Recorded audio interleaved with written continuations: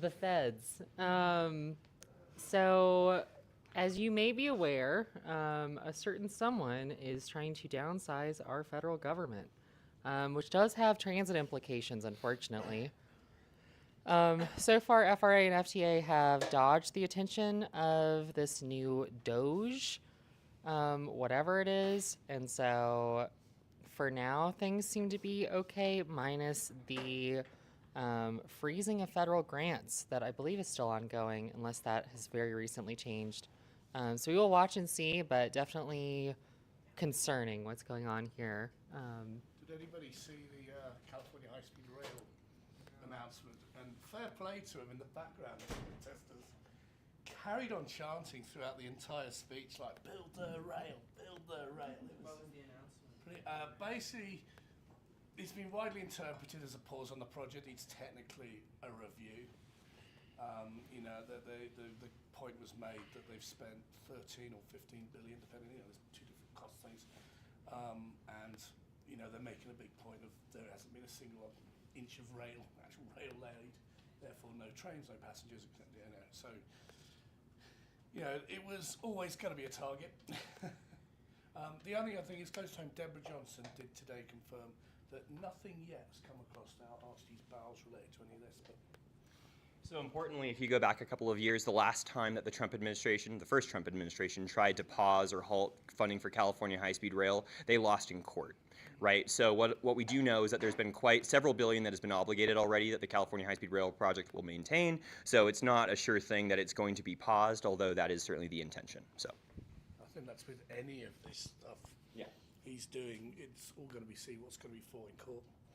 But Yeah, and I've seen stuff suggesting that the strategy is basically like throw as many things as they can out there and take them all to court and see what sticks. So I think a lot of this is not going to stay after the courts have decided, but we'll see how that affects transit. All right, and I'll take this one. Noah's train, I don't think, has made it yet. So, update on the Western Rail Coalition. The inaugural task force meeting in Eagle County has been had. So it's official. This group has met. They had a presentation, kind of an updated presentation that they requested from Connor Roth, the off-grid urbanist, who was kind of the inception point that helped kind of bring this group of people together to create the Western Rail Coalition, along with myself and Noah Sponable. The presentation went very well, and now we have formalized the ask. They are going to be coming down. They're arranging a meeting with Governor Polis, and they're going to fundamentally ask to expand the current mountain rail concept, which is pretty narrowly defined right now. It's talking about the Moffett corridor between here and kind of halfway across the line to Glenwood Springs. Then it cuts upwards to northwest Colorado and the Yampa River Valley, which includes Steamboat. Updates on that project: we expect that there will be a train that probably goes as far as that goes as far as Kremling within the next couple of years, and then we're probably still several years away, probably before the decade is out, for actual train service to Steamboat. But the idea is that it's a little bit of FOMO, right? Is that Eagle County is going to be saying us too, right? We're perhaps not ready to commit as a county to paying for and building new rail, right? But at least we should be part of the study. And that's going to be the ask, which is really terrifically exciting. So this is moving. Trains left the station. Hopefully we will be able to get to say that the Eagle has landed a study. So.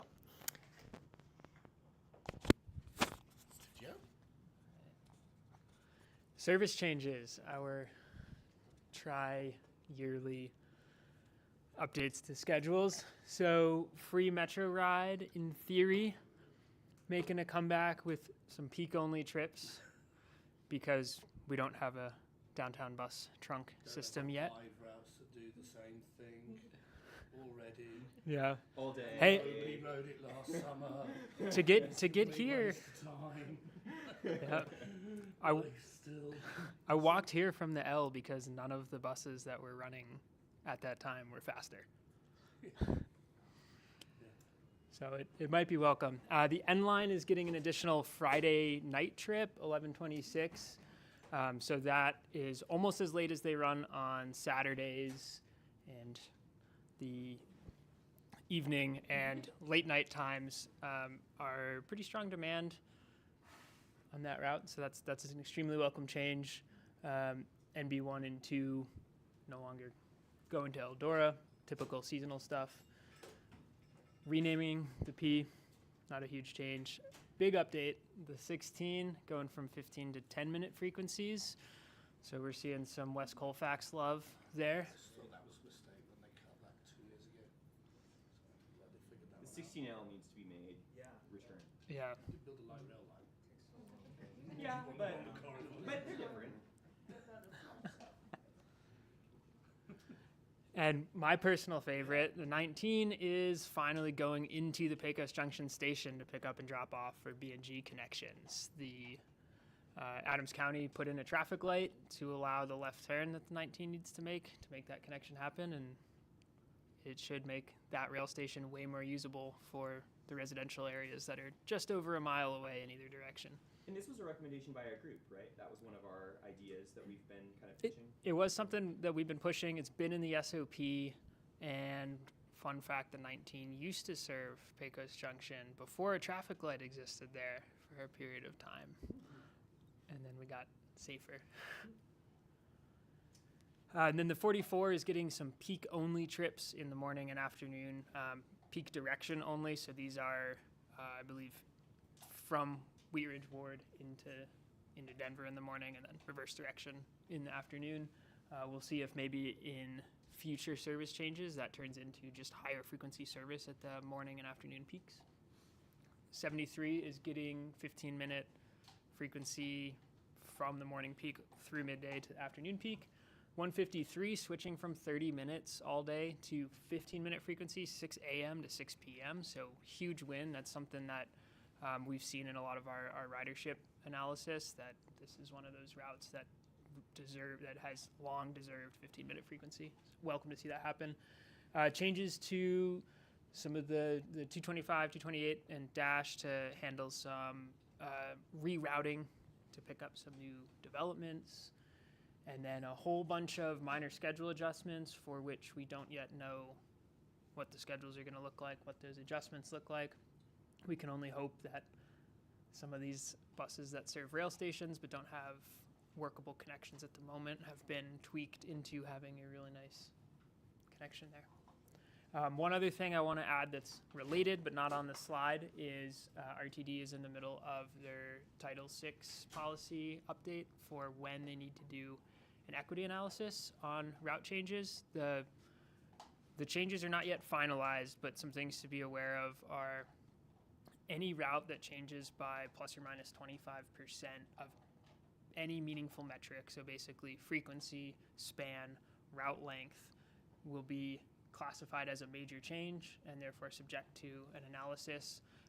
Additionally, any route changes at any time that meet that 25% threshold will be considered a major change. Previously, it had to be a 12-month or longer change. So every time we have a service change period, if you have that plus minus 25% change, major change needs an equity analysis. And any slow changes over the period of 3 years that, let's say you increase frequency 10% 1 year, 10% the next year, 10% the next year, because you've cumulatively gone past the 25% change over 3 years, that would be considered a major change, trigger an analysis. And the piece that I'm personally most excited about is the definition of low income is being updated to raise the threshold. It was previously 150% of the federal poverty line. The proposal now is to increase that to 200% of the federal poverty line, which notably is still less than somebody making minimum wage in Denver.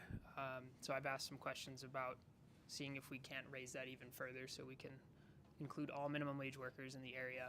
But the upshot of that is that if RTD is able to classify a larger population as low income, that is hugely beneficial for being able to more broadly provide better service, because it is a more equitable service more often.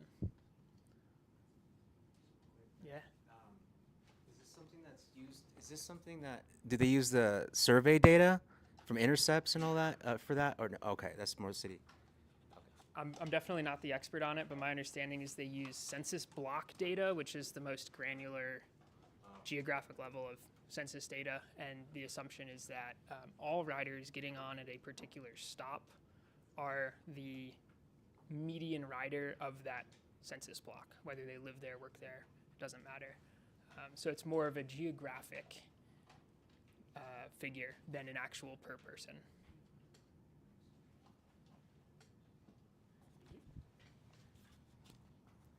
So for service changes, this is where you guys come in.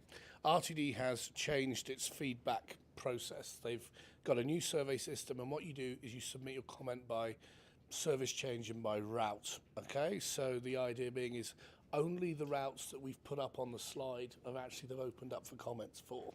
So what we've decided to do as GDT is keep a complete log of these comments going in. And the plan is if we've been submitting a comment, if a route has had a problem with it for 3 years, we're going to keep submitting that comment every time until they give us a decent explanation as to why they can't do it or they fix it. Okay, so they'll get sick of us telling them why.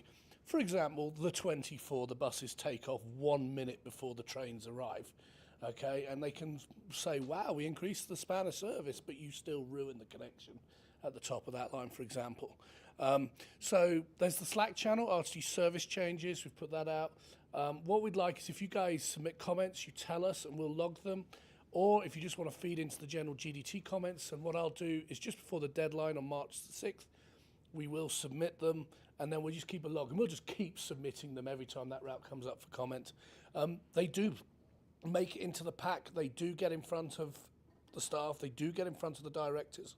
We did check. The system does work in the fact that the comments get through. I'm going to, before we just roll back, I'm going to introduce Cass here, who's got an item on. Is it?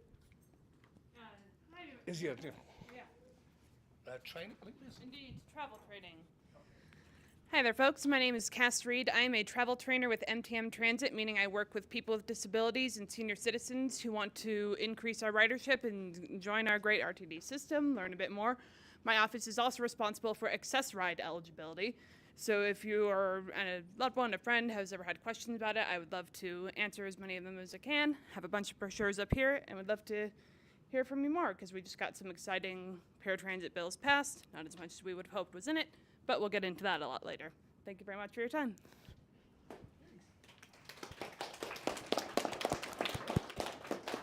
Thank you, Cass.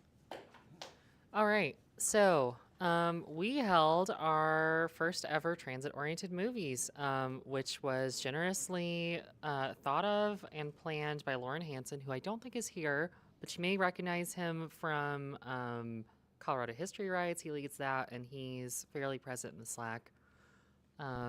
We went to see Nosferatu at the Sea Film Center on Colfax. It was wonderful.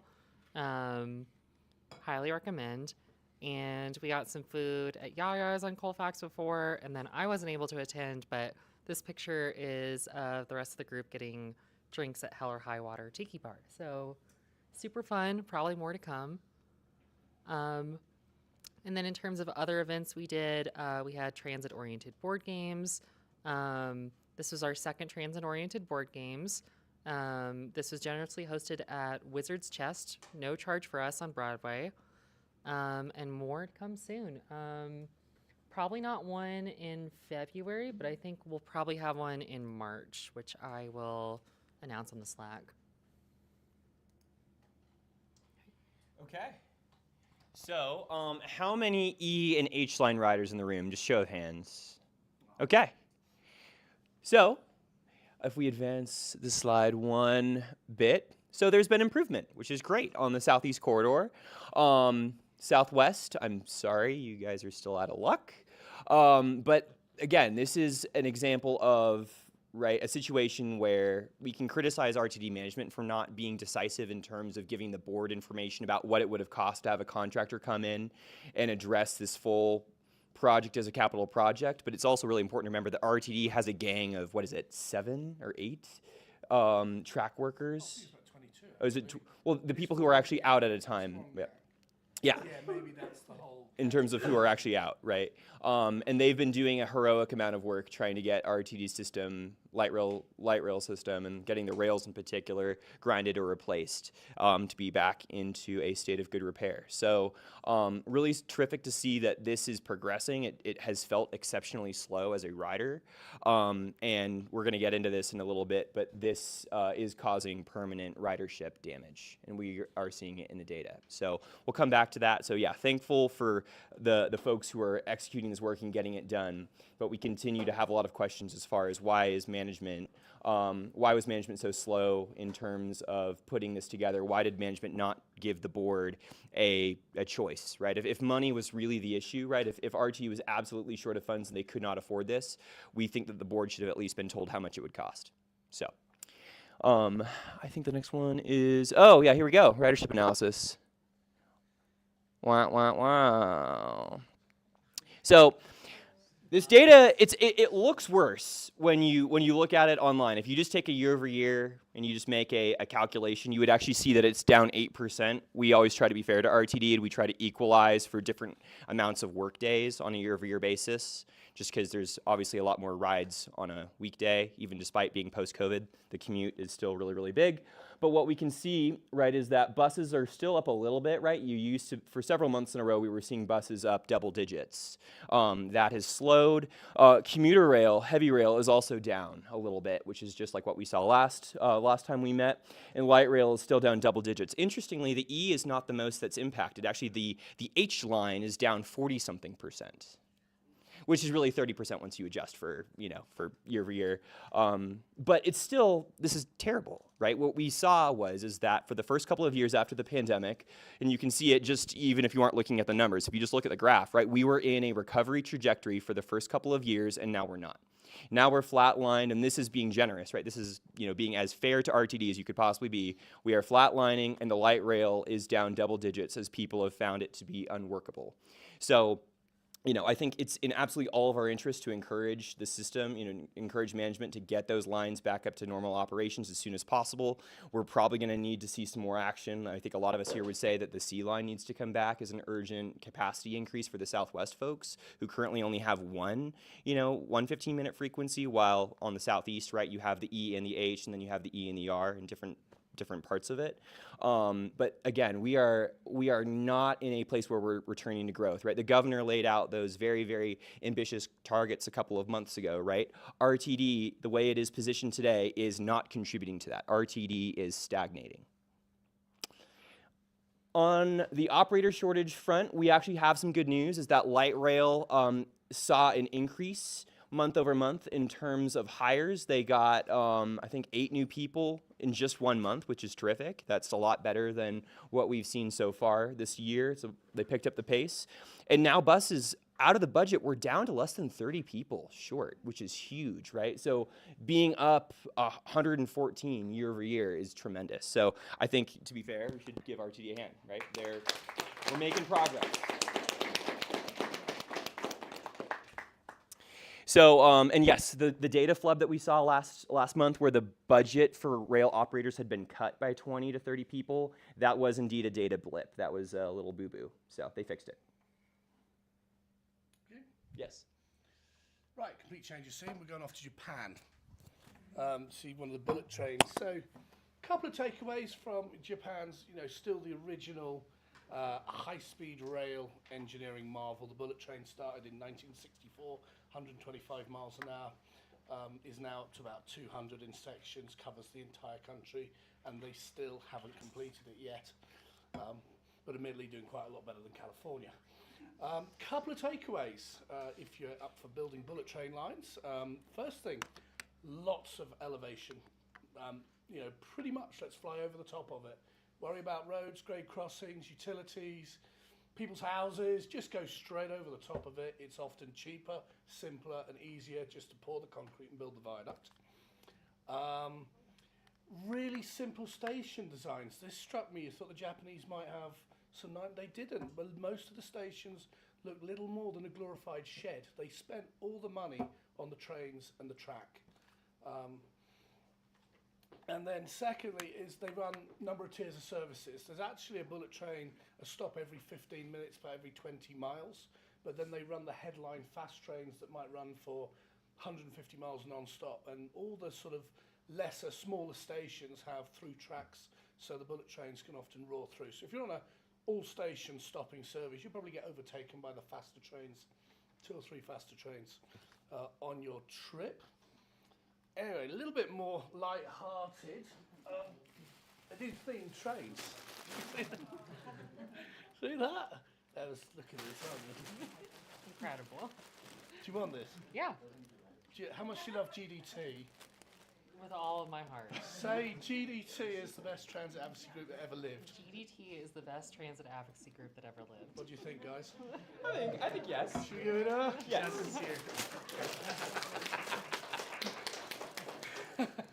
Right, slightly serious one.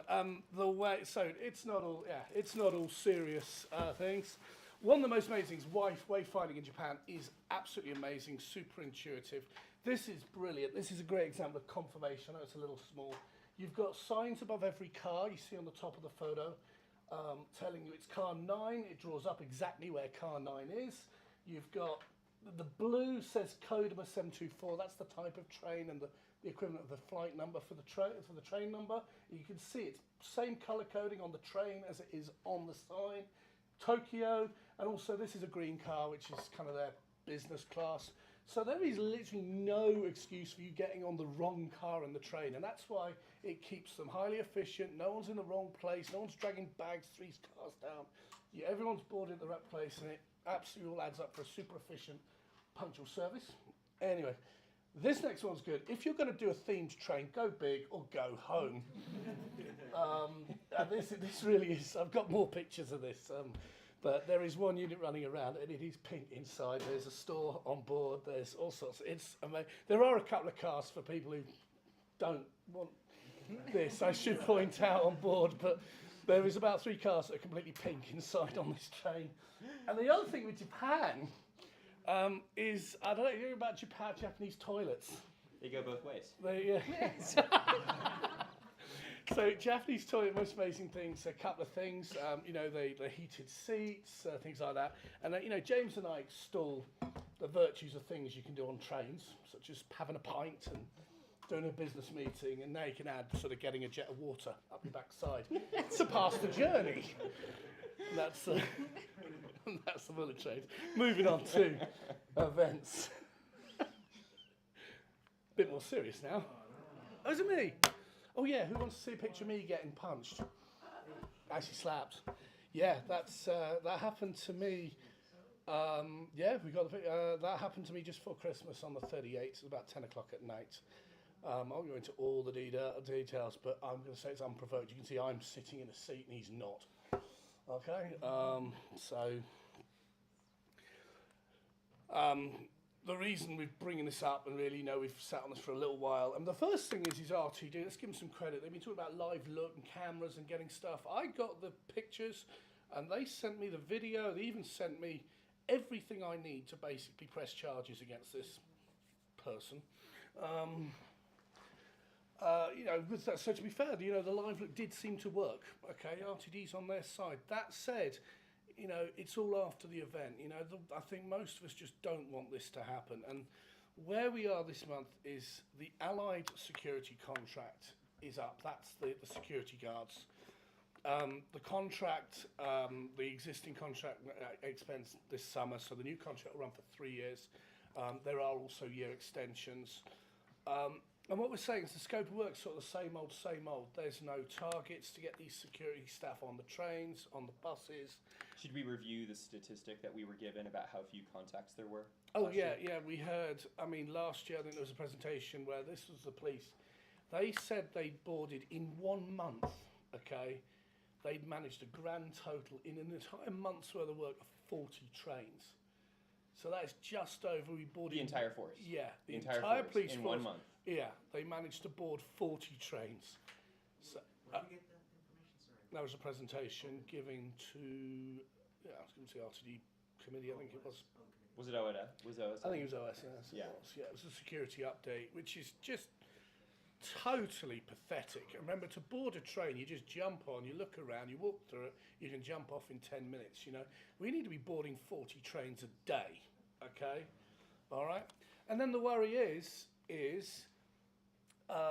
you know, there's no provision for the staff to collect fares on board. We've got a model that is, we're finding fare evaders and prosecute them. The focus is on finding evaders rather than raising, you know, securing revenue. You know, so the fact that we still have people, say on the A line, where when someone hasn't got a ticket, they're given a choice of get off, okay, or be prosecuted. And you can imagine on the evening, where it's cold and it's a half-hourly service, neither is this palatable. And you know, there should be the ability to pay the $10 to the security. The other issue is Colfax BRT is going to come along in the life of this contract. And Colfax BRT will run a system like light rail. It'll be an honest system. You buy a ticket before you board through all doors, okay? And this, as I said again, Colfax buses, which are, I think somebody told me, the highest number of assaults pre-pandemic. You know, already 2 tricky routes to run for security. You know, you without sounding very alarmist, if they keep going the same way with the same sort of pathetic plan, the Colfax BRT is just going to be hell on wheels, you know, and that's really going to be a real problem for a project that's, you know, a jewel in the crown for the city, and you know, it's going to have a lot of work to do anyway. So the call is, there's a board meeting on Tuesday. We'd like public comment to be related to your experiences. Like who here on RTD has had an experience? Have you ever felt threatened? Have you been assaulted? Have you been, you know, have you had an experience where you wish security had been a bit more? Look at you, there's a whole slant the majority. Okay, so what we're asking, if you can, is to focus on this next board meeting, because we need to get this scope of work to be something that's going to be a proper plan. You know, the same old, where we've abandoned our light rail system, just is not going to cut it no more. Chris? I just want to acknowledge something that I think is really important. Okay. Should leave one of these over here for the audience. I just want to acknowledge something that I think is really worth pointing out. When we first considered this item at our Operation Safety and Security meeting, it was originally a 2-part item, which was to support the scope of work and authorize the GM CEO to approve the contract for that, whatever came back, basically. And it was actually Director Pagliari, who was sitting somewhere over there, he's always hiding in the corner, who offered and passed the amendment that will give the board the ability to review the contract that is brought back to us and take a separate vote based on whatever is brought back. And I think he did a really phenomenal job making that happen. Literally.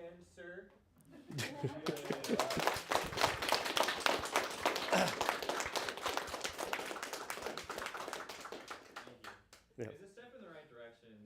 It allows us to at least see how much it's going to cost. Yep. Before we, pay for it. I would just say, this is I may not maybe disclosing too much here, but he literally texted me 5 minutes before the meeting started, and was like, should I do this? And I'm like, yeah. And he pulled it off, and that is really fucking impressive. So yeah. All right. Thank you. Oh yeah, go ahead. Any idea on the contract having requirements for them to board light rail or anything like that? I mean, and also I don't know if anybody else knew, but between January 2022 and 2023, there were 16,000 reports of drug use on light rail. I don't know why they're not boarding. It's just insane. Yeah, but yeah. So I'm going to have to go with Director Pagliari's memory on this one, but we learned recently, and I don't believe I'm speaking out of turn here because I don't believe we were told this is SSI or anything like that, but I think it was just over 100,000 incident reports for our security last year. So we do process and take in through the Transit Watch app, through 911, through calls to customer service, quite a number of security incident reports and deal with. But yeah, there's really important questions to be asked about how we move forward in making effective use of those reports. Yeah, of course. Yeah, I think during the OSS or a recent training we got, they also said that part of the reason they're hiring investigators is because they have a ridiculous amount of data, like hundreds of thousands of points and reports, and now they can begin hopefully taking the steps in the direction to using that data to start better, they say evidence-based policing instead of, I would imagine, just unethical frisking or something like that. I think removing bias is super important. This has been a discussion that I think a lot of us have had, right? Is that as long as we have policing on the system that is designed to not collect fares from everyone, but look for someone who's not really, doesn't look, they may look a certain way, they might be behaving a certain way, as long as there's selective behavior, right, there's room for bias, right? And we think that one of the best ways to address this is have a coherent policy and strategy that moves away from a police-driven security necessarily, but also, something that is going to be consistent and can be fair to everyone. Having bodies on the trains. I think one of the things that we've been critical of is as RTD has hired such a large security force, right? They have not hired nearly as many folks who are mental health professionals and other outreach folks. But given the fact that they have a large in-house police force today, that's where our questions are coming from. How the hell is it possible that in a month there were less than 50 boardings in a month? Now, part of that may just be bad data. We just don't know that they boarded and they didn't report it or what. But that is just what we see, I think, as riders, many of you who pass through Union Station, right, because we have a system that kind of forces you to go to Union Station in order to transfer to go anywhere. You see groups of people hanging out near SUVs, groups of sometimes 4 to 6, sometimes even 8, talking, hanging out, right? And we don't see them on the W. We don't see them on the 0. We don't see them on the 15. We don't see them on the D. So it's kind of like, we need help. We need visibility. And we got to make sure that that we're using our resources to the best of our ability as an agency. So, Emma, is there anything you wanted to add to that? Yeah, I'll say too, like the one time I've seen, so I don't think I've ever seen an RTD transit police officer on the light rail. The one time I've seen Allied security on the light rail, there was like 9 of them that got on the W at the same time and just like clustered together, didn't talk to anyone, didn't do anything, just sat there and talked. And it was like what is the point of this? Like why are we paying for this? Like who is this for? So, and like I don't know, maybe they were like getting off a shift together or something. Like I didn't talk to them, I don't know the details, but for that to be my only experience with them on the light rail, I think is ridiculous.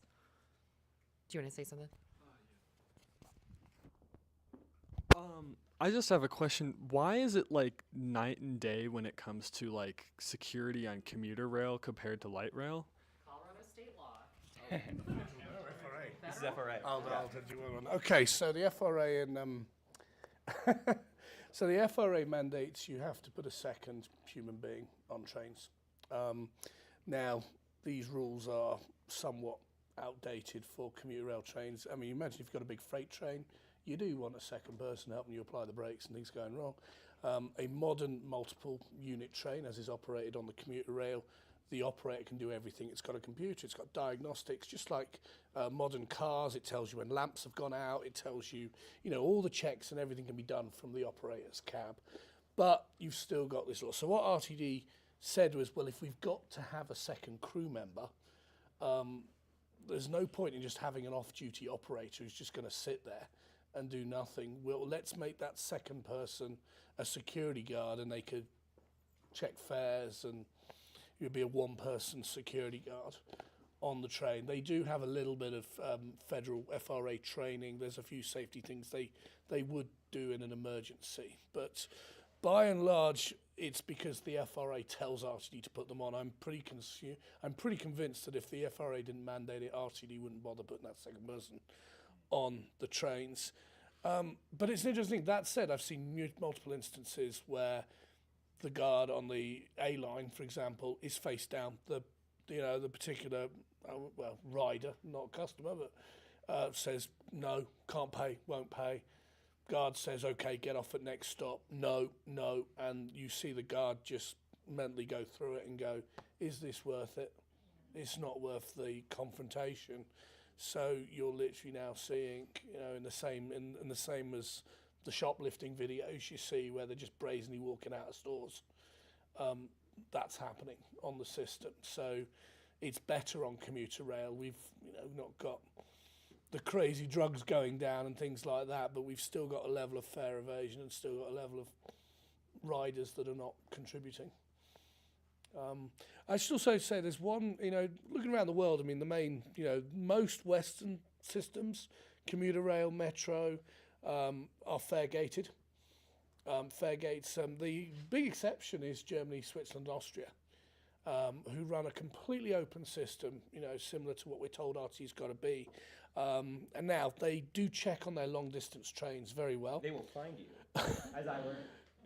Jay's got funny. It was great, wasn't it? I thought it was really funny. He didn't think it at the time. You forgot? It's a €10 fine because I hadn't activated. So even though I had an itinerary for the day on my pass, I had not activated my pass before boarding. So it's the most whitest of white collar crimes. Okay, he hadn't activated it in his phone, his rail pass, and they find you. It must be 10 Swiss francs. It was 10. We're in Switzerland, weren't we? Which the fine is obviously not going to cause much hardship. Okay, it's not worth writing into Swiss Railways and threatening them to take them to court. But you freaking remember it. Yeah, it was just big enough to piss you off, wasn't it? Which I thought was great. And you did surely religiously activate your pass. Activate my pass. But the other thing they do is, and I was on a light rail, similar sort of make-up train. It was in Stuttgart, and a uniformed security or police officer got on the train, just stood there, did nothing. And then the train left the station, and to be honest, I thought the guy who opened his jacket, showed his pass, and demanded to see everybody's fares, he would be a fare evader. I mean, he talked about dressing down, and they had one in every doorway. Okay, so immediately at the same moment, the whole 4 people start asking for fares. There's nowhere to run, there's nowhere to hide. Okay, and then gradually, obviously, they get 90%, 95% of the train complies, and then the 4 people can then close in on the people that haven't paid. Okay, and deal with them through a small fine or a citation, or ultimately, if they're not even cooperating with any of that, you've got the police officer there to arrest them, take them off the train and deal with them. And that's why all Germans, so Austrians, know that this happens. They snatch squad the trains and therefore have a ticket, and it's a thing they know, and that's why. Well, let's do, make sure. So actually there's two things to say. One, with these security issues, it's also important to note it's not only on the trains. There are some locations, particularly that I visit frequently, Colorado Station on the ENH lines, especially at some the A bus gate. There's very frequently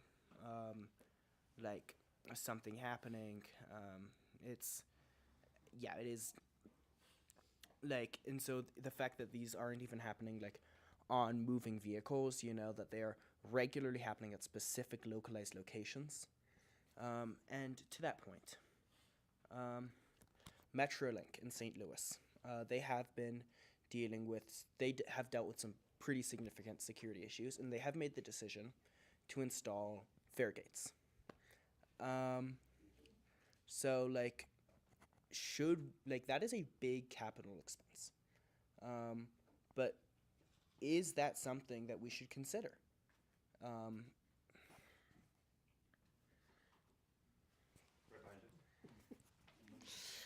It's a good question, and it's something that's come up a number of times in the conversations that I've had. And I'll say right now that I'm speaking for myself and not for the board, because that's something I have to say. But the reason we've gone in the direction that we have, the reason the board's gone in the direction it has, is that fare gates are very expensive. Very, very, very, very, very expensive. And if you think about the locations that we run, especially light rail, it would be fairly straightforward in a lot of those locations for someone to walk around the fare gate on the track and then just walk into the area, and we can't exactly. Right. So it's sort of like, unless we felt like there was a way to do this in a manner that would be effective, it makes more sense to pay people to police or to enforce good behavior. It makes more sense to hire security people than it does to create fare gates. That being said, there are a handful of locations where these do exist. We use them at the Bronco Stadium stop in advance of games in order to make sure that the people getting on have paid, but we staff them in order to make sure that people are not getting around when that happens. And then we are in the process of considering fare gates at DUS at the bus terminal. So that is something that has been under consideration, is being worked on by staff. I can't say how close we are on that, but I would not be surprised if in the next half decade that we ended up there. But so it's Fare gates at the bus terminal. I do have one question with that. Would that mean like it would cost me to walk, like say it's like this outside, it's pretty cold and snowy, and I use the bus terminal to go between the light rail and the train hall. Would that, like, say I tap, my card, would that charge me an extra fare?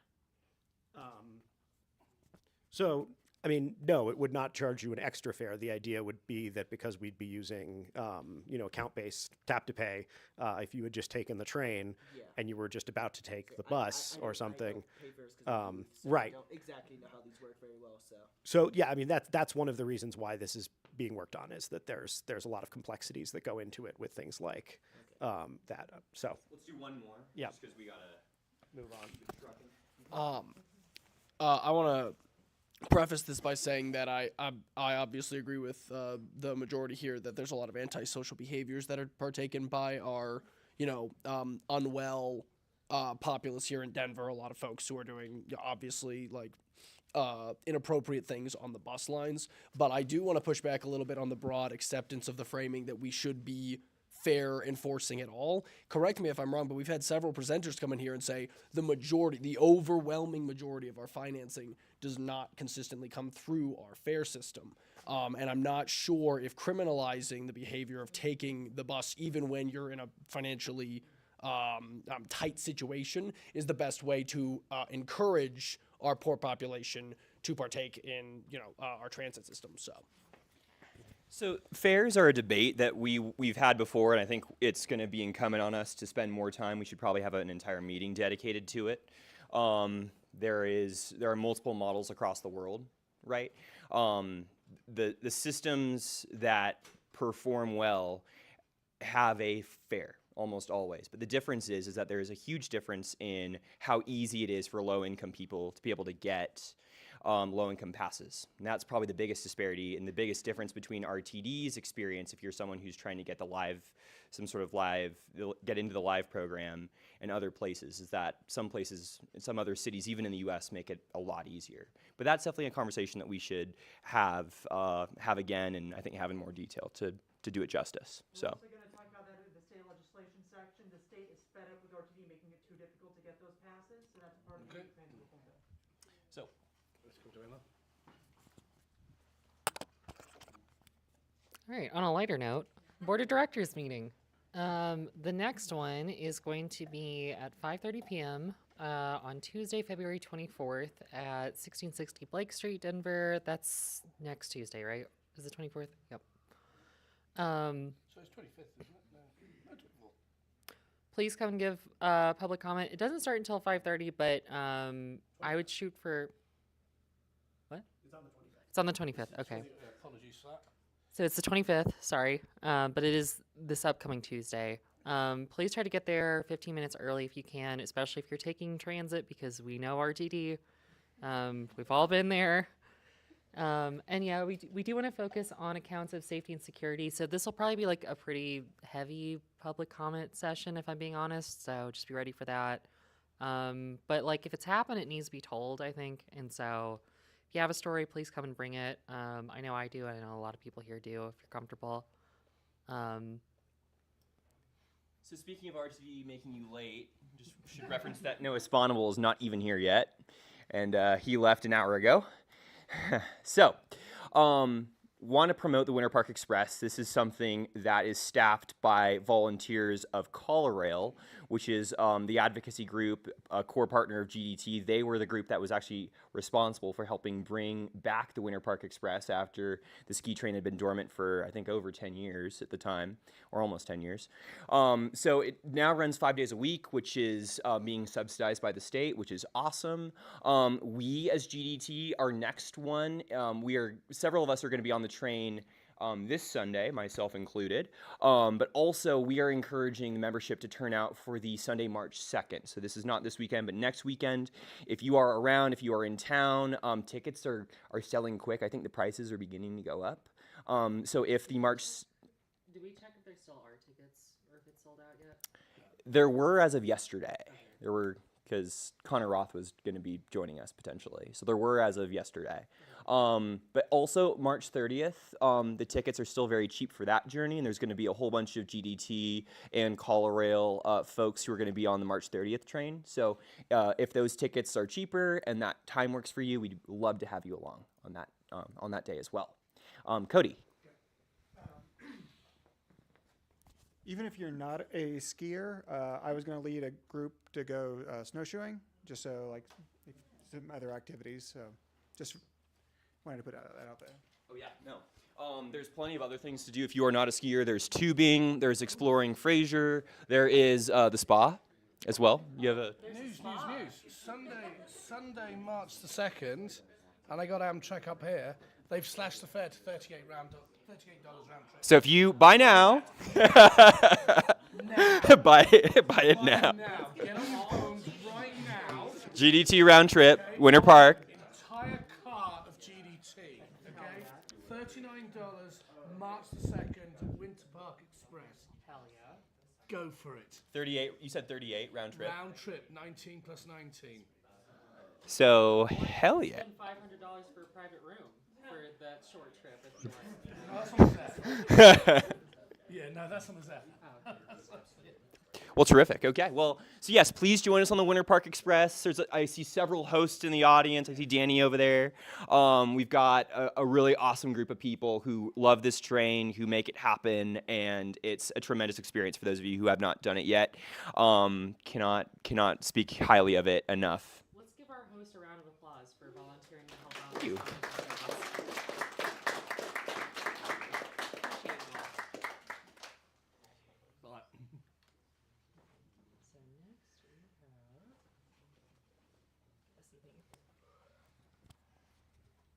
Alrighty, monthly meetings, you're out one.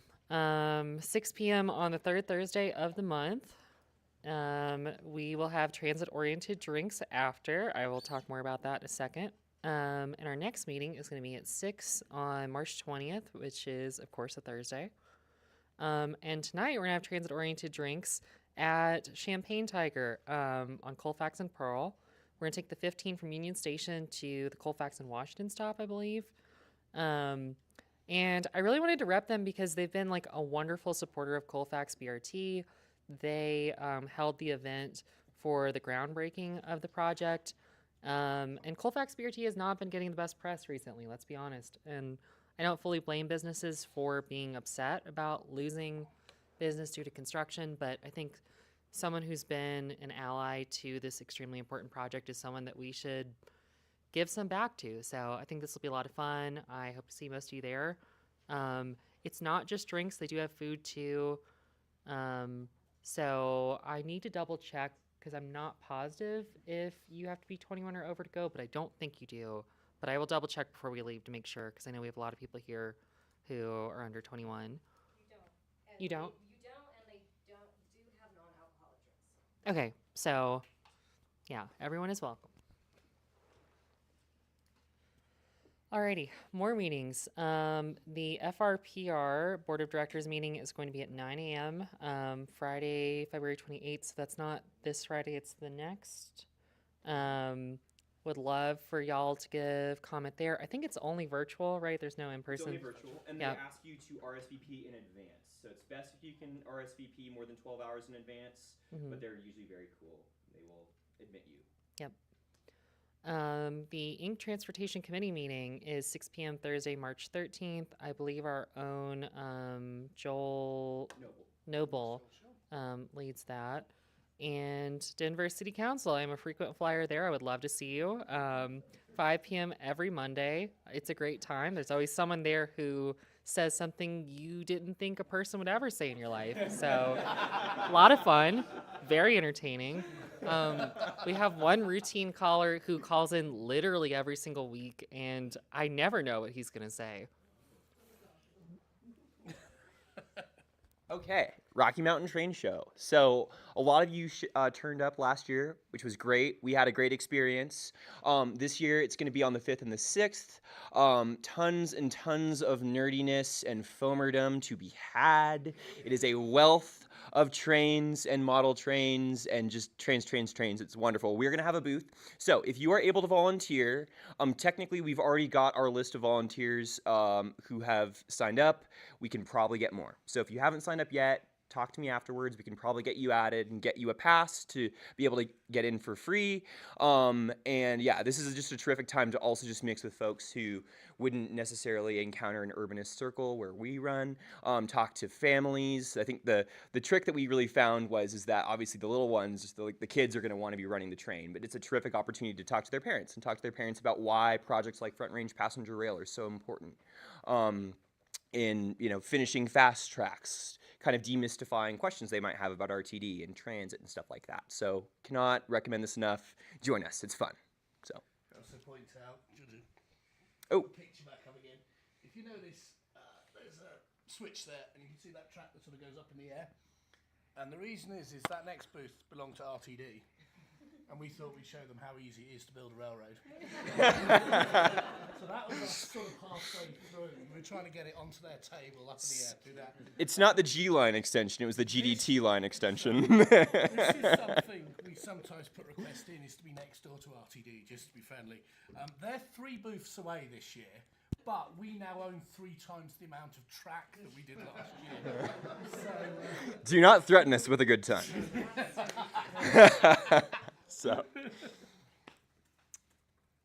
So if you are a regular attending GDT member and you enjoyed some pizza tonight, if you could give us $3 for the slice, it's just a recommended donation. If you're new, if you are a guest, please do not have any obligation. This is just helping us keep the pizzas coming, since this is all a grassroots group, and all of this comes from one of us. So, all right, June. Oh, thank you. Hello, everyone. I just want to say there is no such thing as being overdressed. So everyone here is underdressed, and I want to make sure you all know that. So, state legislature, yay, the Capitol's still there. 100 people show up and write laws. That's still a thing that happens. So, there are 6 bills that GDT has been following this year. As for those of you who've been around a while, as you remember, last year was a massive year for transit funding. So over $100 million of new statewide transit funding got introduced and passed into law, which huge. And in fact, by I believe October this year, we will see that money rolling into RTD to increase service. So expect that January service change cycle to be particularly nice. And if it's not, go yell at Chris or something. So let's go bill by bill. So first of all is paratransit services. This bill came out of the Transportation Legislation Review Committee, which was an interim transportation committee. They discuss bills while the legislature is not meeting. Basically, this is doing very basic stuff to help paratransit users and standardize paratransit across the state. RTD offers the most paratransit services and services the most people with disabilities out of any statewide transit org. And so this is mostly going to affect RTD. First of all, we got to make sure that we provide paratransit services during emergencies. If there's a wildfire, right, and you're a wheelchair user, you can't exactly get in your car and drive, you know? So there needs to be transit to pick you up, unless you've got a family member to do it for you. But otherwise, you need transit to pick you up. Fare collection is a decent deal more difficult for people with disabilities using paratransit services right now. This requires it to be comparable to that for, you know, what able-bodied people can use.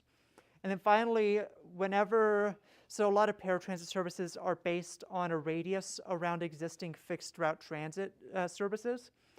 So if any of those are ever cut, you can end up in a situation where an entire area loses paratransit access. And so there's a provision in this bill to ensure that if a route like that does get cut, they can't just give up on the paratransit service without, you know, talking with people and doing an impact analysis, which should hopefully keep the paratransit service for those who need it. Next. And finally, this is like a very small list of things if you hadn't noticed, which is why they're making another task force to really study paratransit in depth, create more solid recommendations, bring it back to the state legislature to create an even more robust bill. You'll always see these task force amendments and provisions in a bill when they're going to bring another bill. So there's another bill for this that's coming down the pipeline either in 2026 or 2027. So next. It's introduced in the House next. Now, what? Great. Yes. Yeah. I haven't done the full refresh on bill status for everything, but I do have an update on the VRU bill, which we'll talk about. GT, this is our meeting where we're going to vote on endorsements for every single bill, for those that we like, those that we don't like, of which I believe there are none right now, which is super cool. So our proposed position as leads is that we should support this bill, so we can communicate with bill sponsors. They can put it on their fact sheets that we support the bill. So I don't know exactly how you want to do a discussion portion, but we can do questions and discussion on the bill. I think we'll do it really quick. I'll tell you what, should we just take a show of hands on support? And if it's overwhelming? Yeah, well, let's start with, does anyone have any questions or talking points, anything they want to talk about, anything they've got on this bill? Just to say that the version that is going back to the House from committee only consists of the first bullet point. Correct. Appreciate that context. Yeah. Point out what that actually means in practice is the accessorized vehicles like you just saw in this picture are not fitted with the same readers you have on the buses. They have cash envelopes or collecting paper fares for the most part. So if you're like me, when you say my ride card stored value, and you know that, I mean, okay, I don't qualify accessoride, but flex ride's another issue that they don't have it either. You can't use your card. I'd have to pay, so therefore it doesn't. You can't use the app, you can't use anything. And that's not a violation of the ADA? Shockingly, no. I've seen it with a bunch of our clients do that. Yeah. A lot of our clients also use a portable device instead of a fixed device. Okay. So if the state is not going to require that, I need Directors Pagliari and Nicholson to work on that if the state isn't going to do it. But still, even with that single bullet point, yeah, thanks for that update. I've been more out of the loop this session than I was last session. On Tuesday, so that's fair. Yeah. Chris, you've got a raised hand. So I was just pulling up the list of endorsers, opposers, amenders, and monitors. So just as an explanation for everybody, when you take a position on a bill, there's a lobbying database where you file that position, and so people can log on and see what positions other organizations have taken. And I was just wondering, having looked at this, New Era Colorado has registered an opposed position to this bill. They are I can show it to you on my phone if you want to see it. Yeah, so just for everybody's awareness, they are the like youth activism organization in Colorado. They do a ton of democracy activation at the University of Colorado. They're pretty much in any major election. They're doing a ton of stuff. So I was just noticed that, and I was wondering if you could maybe speak to if you know why one of our premier advocacy organizations in the state is opposing it, or if not, maybe speculate about what's going on. Can I quickly see the full list? Yeah. You've got it pulled up? Yeah. So this is About to demonstrate how out of the loop I've been this 25, session. 1007 paratransit service. Yeah.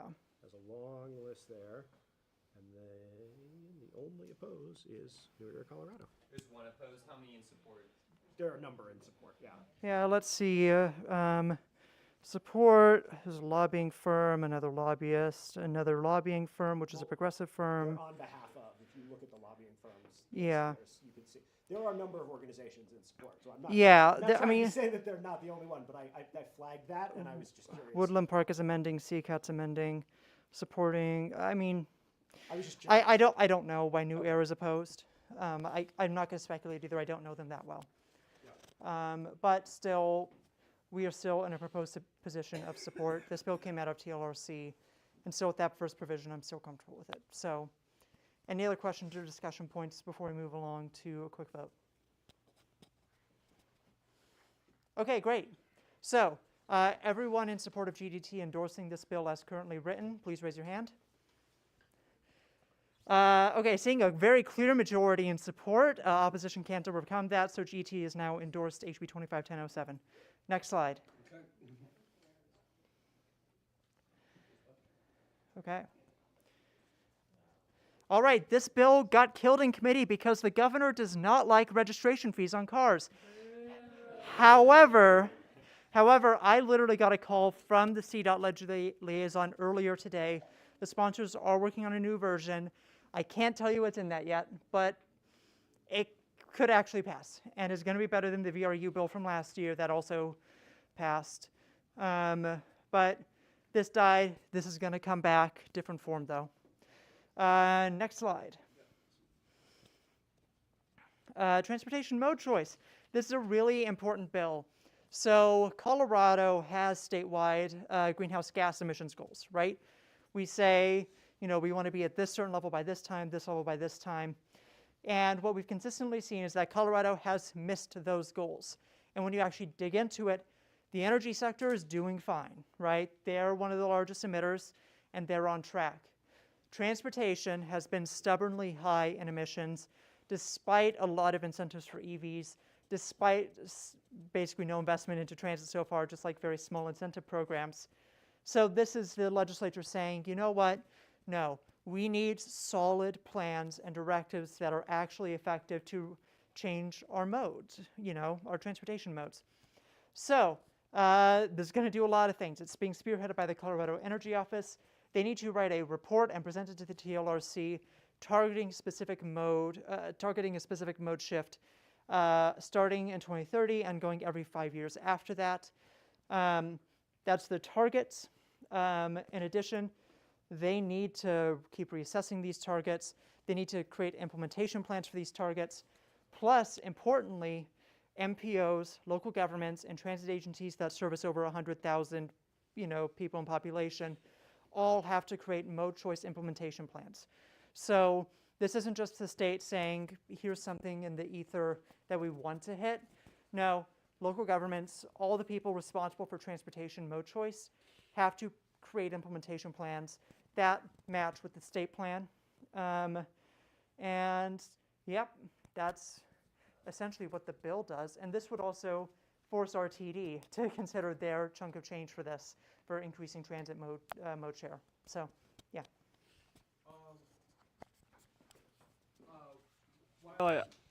While I do support this, and I think that this is obviously very important, would this at all hurt increases the bus service in case we ended up choosing to try to get more electrified buses, but it wouldn't increase bus service because electric buses are more expensive? I would say no. Reason being is that this is a very holistic, like this bill is only 7 pages long, right? So it's very much, it's more non-specific, it's more holistic. Every single org gets to decide, like, if they take a look at the numbers and RTD realizes, oh, we can hit our mode choice targets and we can hit our state climate goals while having more electrified buses, they can do that. But, you know, that's not a guarantee. It'll just, it's however the numbers are going to work out, and each individual organization gets to decide how they're going to meet those numbers. So it doesn't write it off, but it just, depending on how the cookie crumbles, it might be more difficult. I'd also just say that GDT has provided some feedback to some of the people who are working on this bill in terms of a rail component that we think is going to sharpen it and also going to serve the long-term interests of advancing rail at a statewide level going forward.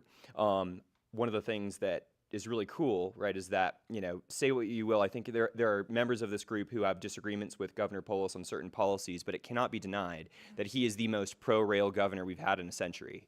And one of the things that we are talking about is trying to safeguard the priorities around rail once he is no longer in office, right? Because priorities change, crises come and go, right? So one of the things that we would like to see is that in statute, we would like for there to be the rail resources that exist today at CDOT have an empowerment and have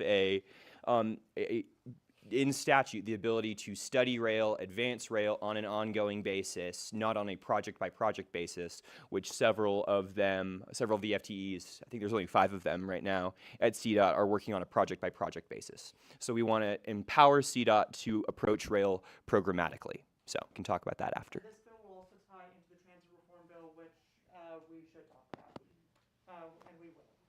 So, any other questions? So we're not taking a position on this now? No, hit next.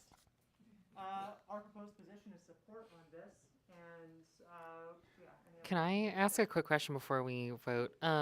So I understand for like Denver, Boulder, Fort Collins, Colorado Springs, Pueblo, like these cities and metro areas that are large enough to have some sort of public transit, like you could invest in that. For things that are right around that 25,000 threshold, what sort of options does this bill propose for them? Yeah, so the bill talks about every single different kind of transportation. It talks about biking, it talks about walking, it talks about single occupancy vehicles, transit, of course, and more. And so for those smaller local governments, also ones that are going to be fiscally limited, this does open up 2 sources, so it allows for additional grants to be distributed to help meet these goals, plus it allows for the multimodal options fund to be used.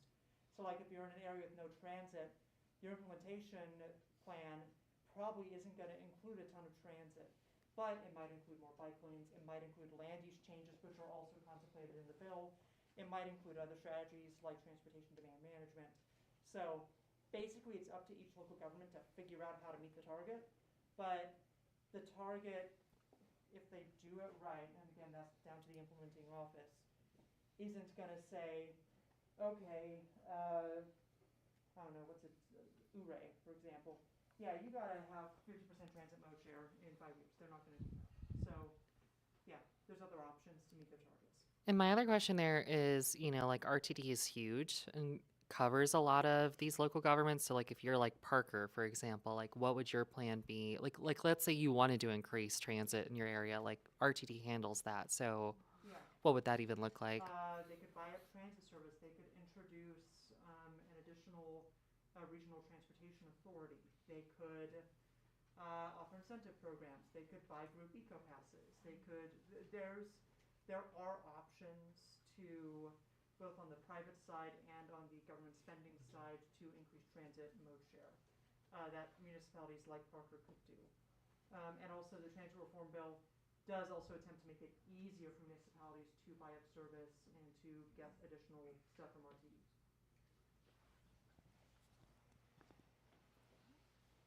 So on this measure, again, same thing as I did last time. There are about 100 entities that have taken positions on this. The overwhelming majority are in an amend position. That includes cities and counties from across the state. Thank you, I just got the buzz. As well as a number that have taken a monitoring position, including Earth Justice, Green Latinos, the Regional Air Quality Council, the Boulder Chamber. And so I'm just wondering, there are a handful of advocacy organizations that have taken a support position as we have. Can you speak to maybe why we should support it if, like, what are the concerns of all of the regional governments that they aren't willing to support it yet, but we should? If you've been paying any attention to land use battles at the state capitol over the past, many, many years, one phrase that you will hear often is the phrase unfunded mandate. So, that's when the state government says, okay, local government, you have to do this. And the local government is like, hey, we still have Tabor on the books and we're not going to raise taxes. How do you want us to actually pay for it? All of our money is going to something already. So that's been a consistent argument against any state legislation imposing anything, mandating the local government has to do anything.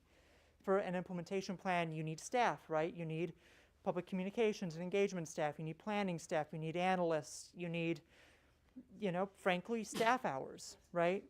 And so if I had to guess, Chris, a lot of those local governments, including counties, including municipalities, are coming after this plan because it doesn't actually give enough dollars to fund those plans for all the entities here. So as for entities like Green Latinos, Earth Justice, some of those more climate equity, climate justice focused organizations, this bill does mention disproportionately impacted communities, and it does allow it some additional money for disproportionately impacted communities, but it doesn't, say, for example, require an equity analysis. It doesn't tie in super clearly to other equity bills.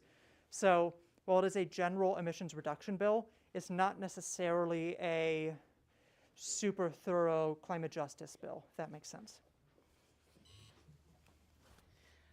Along those lines, I was just wondering, is there a financial fiscal component to this, or has there been any analysis to how much it would increase? Honestly, I'm super in favor of if we spend anything, it should be on stuff like this. But just wondering about the feasibility of it passing, especially with our budget. We don't have a fiscal note for it yet. Okay. That's all I'll say. We don't know how much it's going to cost. Oh, okay. Although they are writing a fiscal note, every single bill gets a fiscal note. So once it's online, we'll see how much. And given that our state decided in their almighty authority that cutting property taxes was the right thing to do, we're in a massive budget shortfall. So, yeah, and also sales tax issues and other things. So we are in a budget shortfall. So basically, if this bill costs, I would wager anything more than $0, it's gonna have a more difficult path. If I had to guess, that's probably also part of the paratransit bill got cut out because it had a larger fiscal note. Well, and that fiscal note was $100,000. Oh, great, beautiful. Hey, that is for our legislature to let you know where our legislature's been at in previous years. In previous years, they've had across all new spending of the legislature $20 million for 700 bills, right? So we're talking basically if anything costs more than $50,000, it has to go through Appropriations Committee, and they cut and trim everything down to the bone. So I'm not surprised a fiscal note of $100,000 rings some alarm bells, even if that's really cheap. So, yeah. Okay, we got to keep moving. Our proposed position is support. All those in support of us endorsing this bill, please raise your hand. Fantastic. Seeing the vast majority in support, GT has endorsed SB 2530. Next slide. All right. This bill came out of the Legislative Audit Committee. Woo! The most exciting committee in the legislature. They basically just read statute and see if there's inconsistencies. So they found some technical inconsistencies with some definitions, and they wrote this bill, which is exactly one sentence, to fix it. That is basically what this bill does. It changes the definition of operating costs to fit with other definitions in statute. That's this bill. And you testified on it, Richard, and your testimony was 2 sentences. I agree with RTD. It's pretty much what I say. Yeah. That's a first. Yep. Any questions on this groundbreaking, massive bill? In what world is that one sentence? That is a paragraph? This is longer than the bill. Oh, I thought that was the bill text, but Nope. I mean, I can read the bill text, but we're running out of time, so I'm not going to. Okay. I'm seeing no other questions, no other discussion points. All those in support of us endorsing SB 2551, please raise your hand. I agree with RTD. All right. And RTD says we never do anything for them. We support that bill. Just for the recording, we got a vast majority in support. This is a GDT bill. Woo! This is fantastic. So Richard and I presented on this at the TLRC. This was one of your ideas originally. Basically, we have the most strict and secretive railroad investigation report confidentiality requirements in the entire country. They have to be kept completely confidential, even from the FTA. Like, our Public Utilities Commission can't even share these with the Federal Transit Administration. RTD has to share them, I'm pretty sure. It might be the other way around. But this came out of TLRC. It's another very short bill just to be like, hey, the PUC can set their own requirements for confidentiality, but it has to be published publicly, and there needs to be certain bare minimum levels of transparency. So we really like this bill because it's our bill. It's already through the Senate. Yep. It went through with about a 2/3 majority. I should point out when I testified on it, and I've been extolling the virtues of aviation safety and saying we haven't had a crash for 16 years because of an open and transparent, and that very night there was the tragic mid-air collision in DC. That said, 16 years between plane crashes that kill US airline plane crashes that result in fatalities is a hell of a run. I mean, they nearly got about a month, of Monday's incident, but still a testament. So you know, the thing is still that the point is still valid. You know, US plane crashes used to happen 1 to 2 years in the 70s, 80s, and the 90s. So to go 16 years is still a hell of an achievement. Yeah. Okay, we should remember that. But more importantly, you know, funnily enough, the mid-air collision is not caused by DEI, but we're already finding out with the NTSB, if you read these sort of things, that the issues are related to the altimeter in the helicopter. The helicopter is slightly the wrong altitude. There was a crucial ATC transmission, didn't make it through due to being stepped on. We're actually finding out what really caused this, and we're learning. And we're finding this information out less than a month from the crash. On the 24th of January last year, an RTD light rail train derailed on the E-line, and RTD and the PUC still cannot tell you what happened. All I'm saying is we want the aviation transparency and not what we have. And that is why we should. All this to say, if I'm boarding a plane, there better be a DEI hire on board or else I'm not getting on.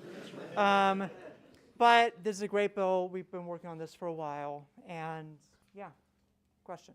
I know I'm new here, and maybe this is a thank you. But yeah, maybe this is a risky question, but I really agree that I guess that wouldn't make sense, but I do really agree that we should, the general public should really know what happened, especially in the area. Is there any benefit to not telling the feds at this point with this administration more information on rail? I think they're going to come down hard on Denver regardless of what we do. The real point of this bill is to make it so that other transit agencies can see the reports and can build on them, to make sure that all of our local staff can see the reports and build on them, and also so the public locally can know.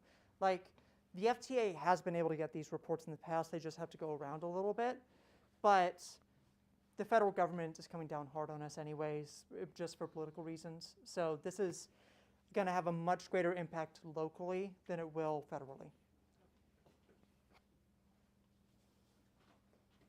All right, all those in support of this bill? Thank you. Hey!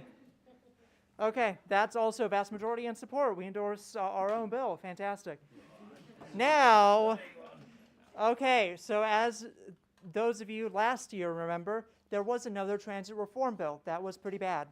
It didn't include pretty much anything useful, and the state has been trying to take a baseball bat to the RTD board now for a few years.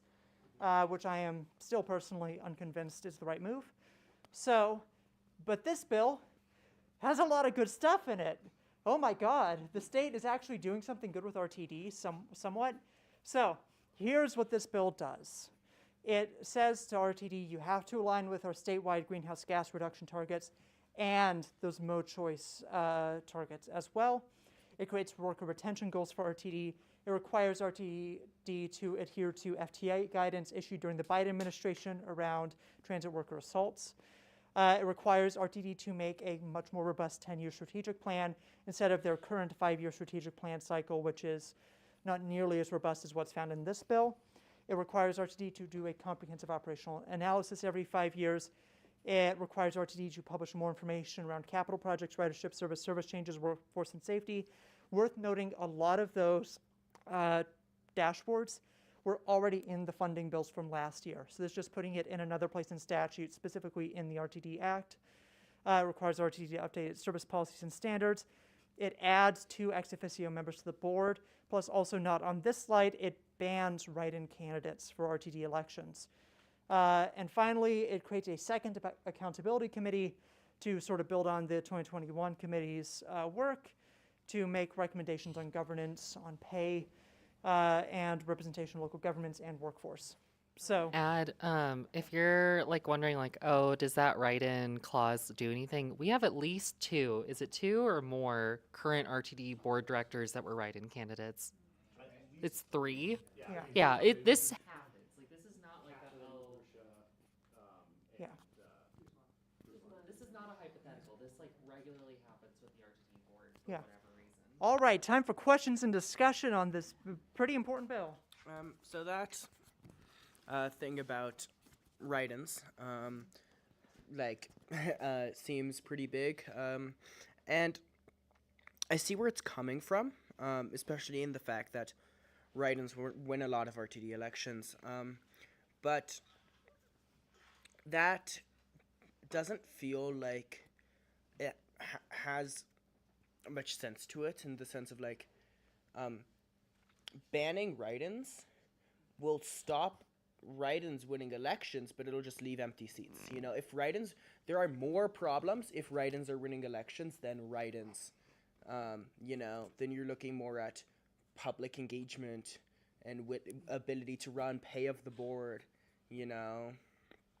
On that point.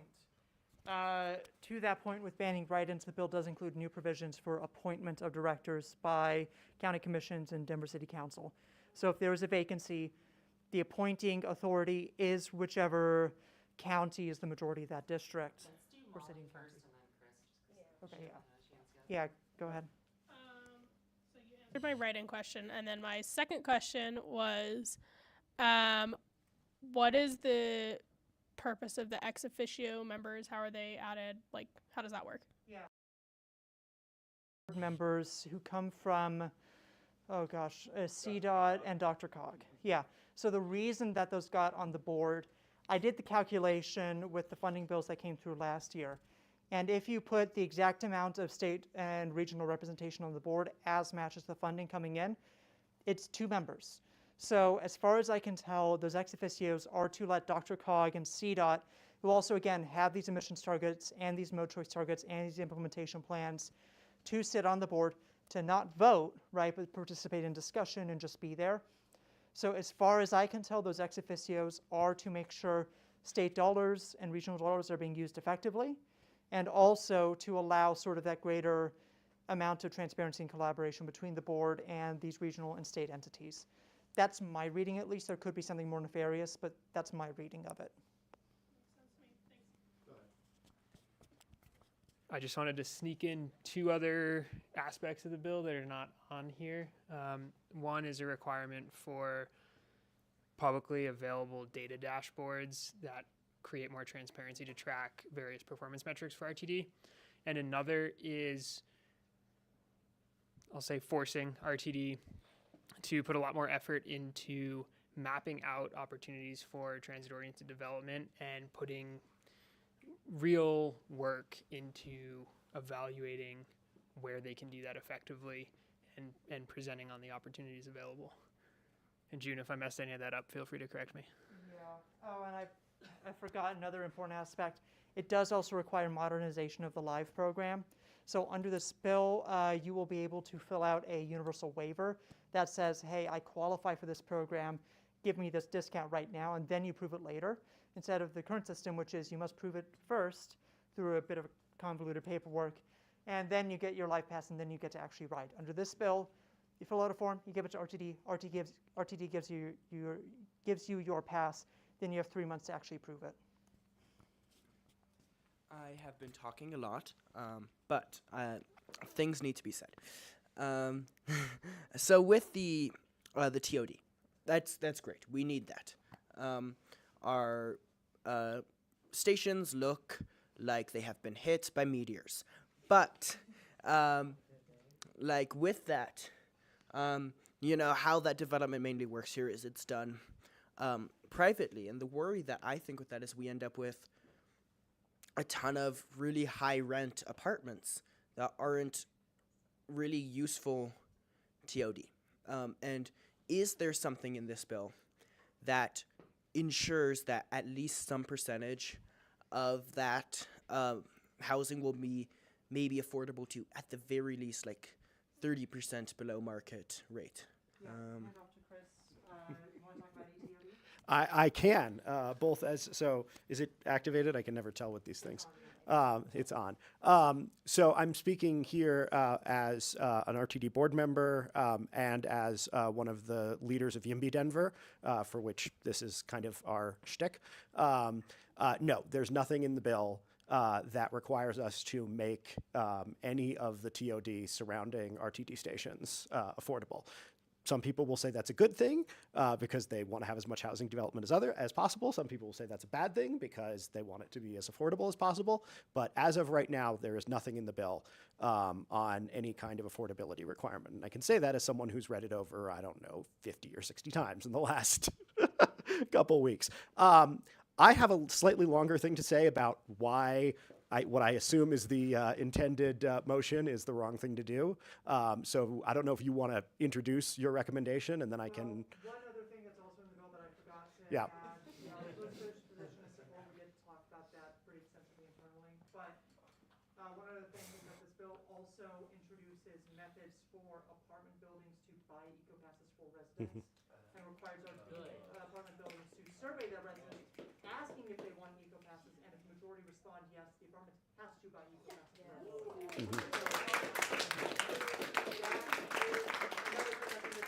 Basically, there's a lot in this bill. It does a lot of different things. Our proposed position that we talked about internally, and we're not fully happy with the state of this bill right now, but there's a lot of GDT stuff in this bill. I'm going to be really frank. Like our framing substantive amendments from last year and this year, there's a lot in here that also, like, I just read and I'm like, okay, this would move RTD in the right direction. And that's sort of what we discussed internally as being why our proposed position is support is to reward the sponsors for doing a better job, and also to basically just get us in this coalition and try to push some amendments. We're not in amend position, at least not right now, just because, frankly, in my mind, amend is like, we can't support this bill unless this happens, and there's nothing in this bill that for us is a deal breaker. So, question? So I have kind of two very short questions. The first one is creating a 10-year strategic plan. Has any motion been made on that? Like, is there actually a plan, or is it just like the government telling RTD to make a plan? Or is there an Ask actual the plan? second question and then I'll answer. Okay. Yeah, it's the government telling RTD to make a plan. Okay. That's much, much, much more robust, at least from what I can tell, than what RTD currently has. Okay, cool. And then the second question was with the TOD plan, if nothing is, though it's probably already been answered, if nothing is laid out for affordable housing, then probably no terminology is laid out for like mixed use development, because I do think there's a lack of retail development around our stations as well as housing. But So that's I can quickly. So RTD, importantly, RTD already has something called the Equitable Transportation Oriented Development Policy, ETOD. Correct me, I don't know it back to front, but it does intend to make TOD around RTD stations equitable. And the state has lifted parking minimums for mixed use and multifamily residential developments that are new. Plus, they're trying to increase density around transit stations. So, and Denver itself already has, oh my God, what's the word for it? I'm losing the word for it. Denver does have some affordability requirements for new multifamily residential developments. There's no standard. Inclusionary zoning, that's the one. And there's arguments for and against inclusionary zoning as to whether or not it actually decreases prices truly in general, but Denver does have those, so at least some new developments or at least some units in new developments will be held to a certain level below AMI. So, any feedback, Chris? I'll just say real quickly, just for the record, I also personally am against banning write-ins from future RTD board elections, but that's it. Hey there. Oh. I think that personally, it just seems democratic that the city that anyone can be written in to be elected to the board, and it's a big board. It just seems less democratic to not allow write-ins. Should we take a poll on that one, anybody? I mean, I'd like to speak before we take any, but I wanted to let What's Paolo. on that particular point? Is the rest of the room on that? How's the rest of the room feeling on that one about write-ins? I've been holding off on speaking for a while, and I want to address that among. I know. I'm just saying. I'd like to address that. I want to hear you out. I want to Sure. Here's the mic. Yeah, I'll speak just to that first. I'm the reason that's in the bill. I saw that it was initially not in the legislation in the first draft and emailed the sponsors and said, we have a real problem where individuals who are who have not gone through the path of qualifying as a candidate, who have not been inspected by the public, get selected, decide, 3 weeks before the election. It's not 3 weeks, but it's like a month and a half to get on the ballot. They get 300 votes or whatever it is, and they become RTD directors. The process in the case that doesn't happen, if no one gets on, for example, like Director, former board chair, the most recent guy who I can't remember his name right now. Thank you, Chair Davidson. No one ran, no write-ins, nothing. The county picked him, in fact, over someone who had been looking to get on the ballot and failed, who's a mutual friend of ours, and he was great. And so I do think that the appointment process that we have right now works very well. What I will say that this highlights, however, is that there are issues with the bill. And I'll get into all of them in a minute after we do our little side poll. But I have a serious problem with recommending a yes position when there are a number of things that I think people in this room, especially once we talk about the not so great aspects of the bill, might want to have GDT actively address rather than saying, hi, thank you, we already support you, and please, sir, can I have some more? And so I'll let everybody we should probably take the vote on this, and then I wanted to get the chance to maybe push back a little bit on some of the characterizations we've seen. How about we do this? Let's do a poll on the write-ins, and then why don't you, Chris, say a piece, and then say the rest of your piece, right? So, thoughts on write-ins. Do we think we should, as the bill says, ban write-in candidates? If you're in favour of that, please raise your hand, say aye. Aye. That's banning write-in candidates. And if you think we should allow write-in candidates, raise your hand and say no. Okay, so that's with the current. Yeah. So what's the thing with the current bill? Okay, Chris, let's give us the lot, please. Do you mind if I stand up? Yeah, go for it. Thank you. So, Do your best. what'd you say? Do Oh, your best. see my vest. No. Thank you, everybody. So we, as the executive committee of the RTD board, took up discussion of this item this morning. We have not yet taken a full position yet. That's going to come before the board on Tuesday. The board, I would say, is likely to take an amend position. And the primary reason for that, and the reason that I would implore you not to give up your leverage at this point, is because there are genuine concerns with what this lists as a second accountability committee. Because really, it's not a second accountability committee. It is, they want to do, as the legislation states, a study that will make recommendations on the governance structure, compensation, executive leadership representation of RTD. They're going to do this in 6 months, and they are going to do this by comparing us to other agencies and then saying, oh, well, those other agencies have an appointed board. Those other agencies pay their staff this. Those other agencies, they are not going to go and look back through 45 years of RTD history with an elected board and say, what's worked well? What is RTD doing well with an elected board? What is RTD doing poorly with an elected board? They're going to spend $150,000 of taxpayer money on this at a time when we are cutting health care for kids, where we are cutting teachers in public schools. And all this does, at the end of the day, is give them a document that they can wave around, because this thing comes back in January of next year. If they were doing a real study, they would take a year to do it. They would take a year and a half. They'd take 2 years. They don't want to do that in 2 years. They want something where they can run a bill in 2026 and say, here's a study we did that says we should do this, and therefore we're going to do this. The committee that is in the bill to do that study is overwhelmingly dominated by people from the governor's office and people from the legislature. There is not a single person on that committee who represents any of the cities, who represents any of the counties, who represents the union, who represents any of the other interest groups that stood up to them last year and killed the reform bill last year.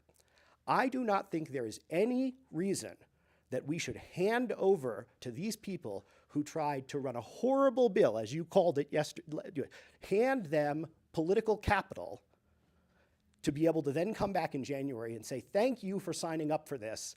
We now have permission to run whatever the hell we want because you were on a committee that we dominated, that they had all their people on. I don't think it behooves us in trying to get a good board to put them in the driver's seat of that process. I think the way that we accomplish change in a manner that allows us to have the most input possible is by saying, come, sit down with us, talk to us, negotiate with us, exactly the way that they did with everything else in this legislation, and then we'll come up with a proposal together. That is not what this accountability committee is. It is fraudulent to call it anything other than a political document designed to help them get what they want. And I strongly encourage you not to waste $150,000 of taxpayer money and to take the time necessary to come up with the full set of considerations that we as a group have. Because here's the thing. The bill is going to get heard next week in Senate Transportation. Then it will pass out of Senate Transportation. Then it will go to the Senate Appropriations Committee because it is asking for $150,000.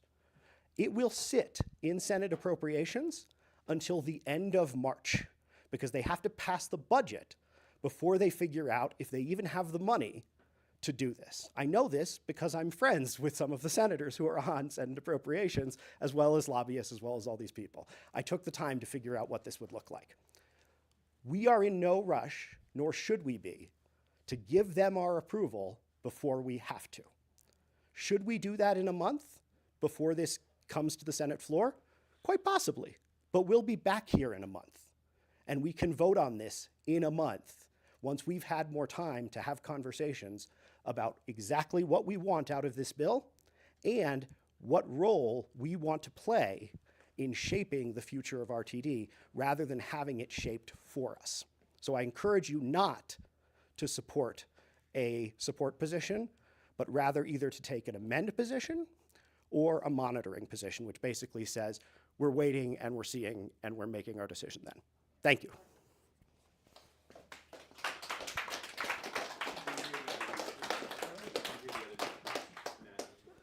There was a little bit of hyperbole in that, but that's broadly correct, from my view. Chris, do you know if there is a deadline by which the board will be submitting their proposed amendments for this bill? To your timeline point. Yeah. So, like I said, we are voting on Tuesday. And actually, this is a point for me to pitch something to all of you. The chair sent out an email to all of us, including the other directors here, saying basically, send us your amendments and we'll consider them on Tuesday. So I would actually encourage the leadership, the leads, and all of you to please look at the bill. Tell me what changes you want, and I will bring them to the full board on Tuesday when we vote on this stuff. Now, I don't know yet whether we're going to submit a complete set of amendments and say, these are all the things you need to do, and we will vote yes if you do them. If we're going to say, here are some of our changes, and we'll give you more later, or if we're going to say, we're going to hold off, and we're going to say, we will give you changes, but we're not giving to you them now. That's probably where we're going to end up, is my guess based on that. So. Yeah, I think there were good points made there. I think my personal feeling is, so on the second accountability committee, I think that's unnecessary. I think we've talked internally that like, we really don't need that in the bill. In my opinion, what they should have in the bill is they should keep write-ins. They should add a salary increase for board directors to increase the competitiveness of the elections. And they should get rid of this accountability committee. Because as I talked with the paratransit bill, when they do a task force, when they do a committee and produce a report, that's always teeing up another bill, right? So, you know. Let's do, I think there's another good one for a poll there. One proposal that the legislature keeps doing is linking direct pay. So you've got to go through this whole process where we figure out what the board of directors may or may not look like, yada, yada, yada, and then we'll give the directors a pay rise. Let's remember, the directors haven't had a pay rise since 2009, which in all other jobs and industries is, you know, exploitation. Yeah. I think politely, I mean, basically, I just want to take the temperature. Should we de-link that, okay, and say this is the pay rise, and the pay rise given is from $12,000 an annum to about 30-something with a mechanism tying it to the salary of a judicial officer. Well, no, we can take the vote on that. No, it's not. Yes, let's get some on whether what do we think about that? Like, should GDT advocate for the direct pay rise to just go straight in the bill? Yeah, quick straw poll. Yes. All right. All Yes. those in favour, hands up, say Yeah. yes. Yeah. All those not in favour, no. Another quick straw poll. Do we want the accountability committee in the bill? Straw poll. Raise your hand if you want the accountability committee in the bill. Okay, we've got one. We've got like 5, 6. All those who do not want the accountability committee in the bill. Majority takes it by a little bit. So that'll be another amendment we can propose. I've got one more thing. Okay. So I believe majority of people also wanted to ban write-ins. Majority of people were okay with that, right? Yeah. So I personally, what I'm okay with is tabling this until a later time so we can discuss amendments, propose, and talk to the senators. Can I? Yeah? So I'd actually like to make I'd like to make a motion, which is slightly different than that, which is that we take an amend position on the legislation and then ask the leadership to draft amendments that can then come back at our next GDT meeting, at which point we can vote on those amendments, which will be well before this bill moves forward from the process, and they will have more than enough time to present those amendments on the floor in the Senate, to present them in committee in the House, to present them on the floor in the House. It is perfectly fine for us to take our amend position and give the leadership the time to do that, and then we can always take a support position in the future if we feel like they have met enough of the things that we ask for, like a director pay raise. We need to keep moving on this. I will push back on that and say it's going to be better for us to take a monitoring or table this until a later date. We usually don't do amendments like that where we take a whole month to draft them, come back, and approve before we send them off to senators. because the legislature frankly moves faster than that. And we should also acknowledge the enormous amount of work that June, Joe, and Richard have done in terms of already. I think one of the really important things to remember is that we have been active in this process for months, right? In terms of back and forth with them, introducing ideas, getting pushback. There's an enormous amount of our stuff that is in this. Yes. Right? And I think that the idea of, that we haven't pitched these ideas already, I think, June, correct me if I'm wrong, that what has been talked about tonight has already been Yeah, we've asked for it. communicated to them. They've accepted 70% of Yeah. it. Is that fair to say? 70%? I'd say that's fair. Yeah. What I'm going to do right now, because we need to keep moving, is I'm going to move that GDT takes a monitoring position on transit reform as we further engage with bill sponsors to try to get our amendments in. I frankly don't want to come out immediately in an amend position, given how much of our stuff is in the bill and given how much we've engaged, but monitoring I think I'm okay with. Can I suggest we say we're going to take the vote, say within 2 weeks, we'll do it online? Yeah, we can table this. For a few weeks. So the motion would be for monitoring position. We're Yeah. not going to wait a month. We're going to be a bit quicker than that. Wouldn't we just take the vote right now to have them flag a monitoring position, and then online we can follow up with that if we want to? Yeah. Yeah. I move GDT takes a monitoring position on SB 25-161 transit reform. All in favor, please raise your hand. All right, please lower your hand. I should have raised mine. Everyone opposed?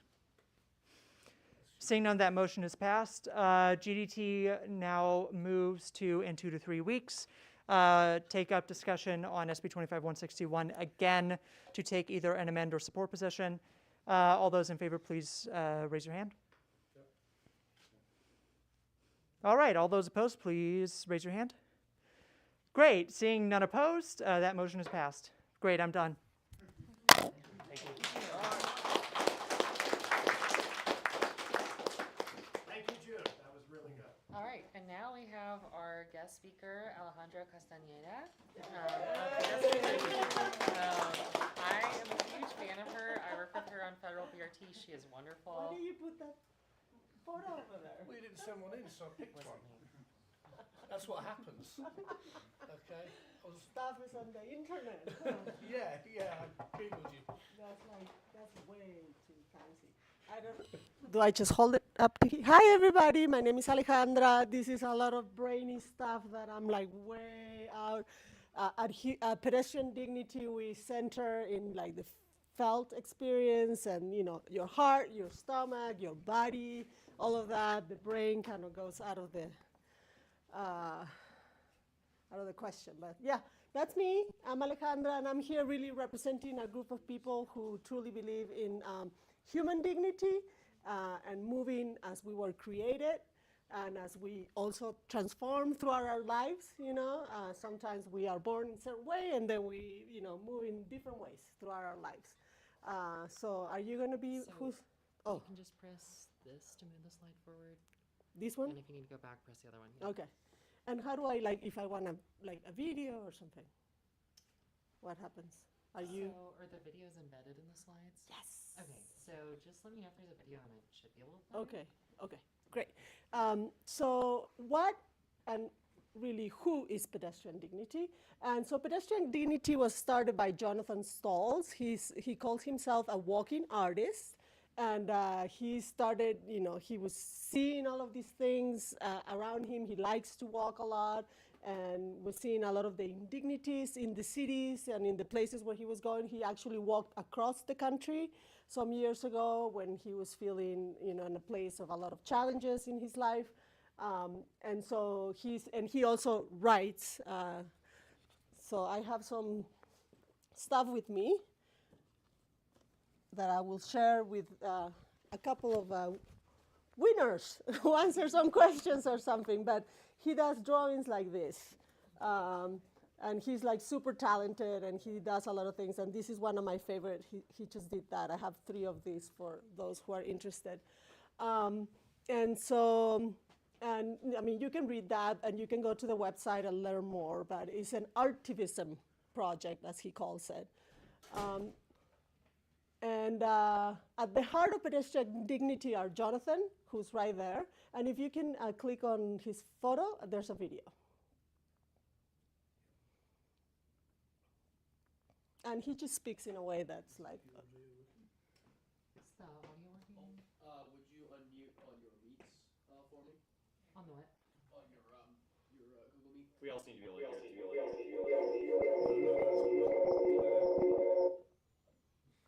And while they're trying to figure out the tech Can you mute stuff. the mics? If you mute the mics, I can turn the TV on so this group can hear it too. Give that a try. My raw body is out here in solidarity with everybody. Can you rewind the video? Yeah. And into the realm of like, my raw body is out here in solidarity with everybody who's out here every day. In the storms, in the snow, in the ice, at night. And I really want you to feel to the best that you can, because we all of us, we're individual people. And so I get really loud, I cuss a lot. They already know. I think within 5 minutes of the first walk, I was like, fucking intersection. This is bullshit. But it's with love. I promise you, it is with love, and it is not directed at individuals, but it is very much directed at the systemic harm of centering automobiles at the expense of so many families, millions of people who have no choice but to be out here. And I just want you to feel that. And I want you, if it makes you cry, cry. If it makes you scream, scream. Like, it's something that if we're not actively taking risks with the roles that are in this circle, Yeah. So that's Jonathan, and he truly, once you meet him, everybody falls in love with him. I say that we're kind of a cult around Jonathan. But he truly is just a really raw individual that's open to all humans around him. And I met him through a video that he posted on Twitter, now known as X. And he was on Sheridan Boulevard, which is near my home, and he was like trying to walk on the road because there was no sidewalk, rollway as we call it. And I was like, oh my God, that's my experience. Like, he is truly showing this, right? So I reached out, and believe it or not, English is not my first language. And so I said, how can I help with my Spanish speaking skills to get this message to a wider audience? And that's how we started to collaborate. And that video is from the first walk and roll that we did together on Sheridan. And the idea is that you bring out the city officials and transportation officials, and you make them experience in their body. I'm keep moving this. Do I need to have this? Yeah. Okay, and so you know experience what they're building for us, right? Like the cities and the systems that they're designing for people like us. And then we have Phyllis, and Phyllis passed away last year, and she was the other half of the Heart of Pedestrian Dignity. And her and Jonathan were really close friends, and so they really got this pedestrian dignity movement and ethos going. And if we can just go to that video, yeah.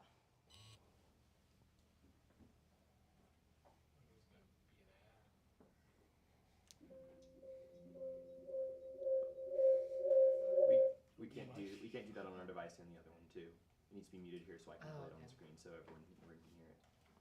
Do I need to do anything? No. And officially sponsored by GDT. 9 News website, my favorite. I know. I saw. You got good reporting. Yay!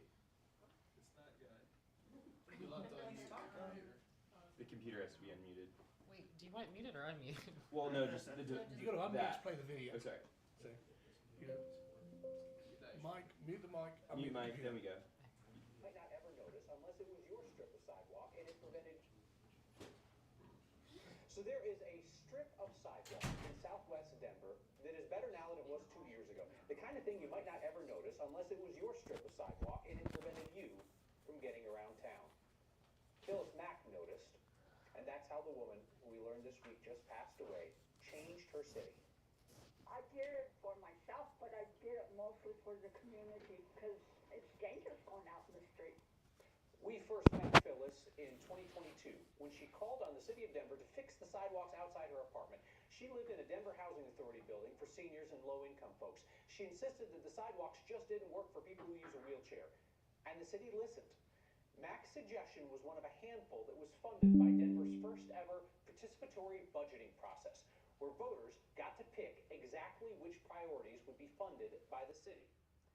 Phyllis's friends in the pedestrian advocacy community tell us that she passed away late last week. She did not leave this world wondering if she'd made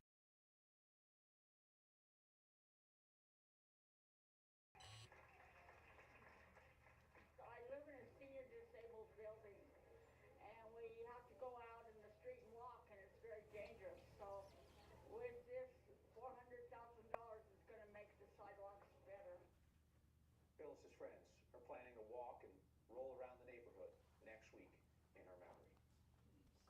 Thank you. We still miss her. She kept us on our toes. She continued to email. What are we doing? When are we doing another walk and roll? That's what we called it.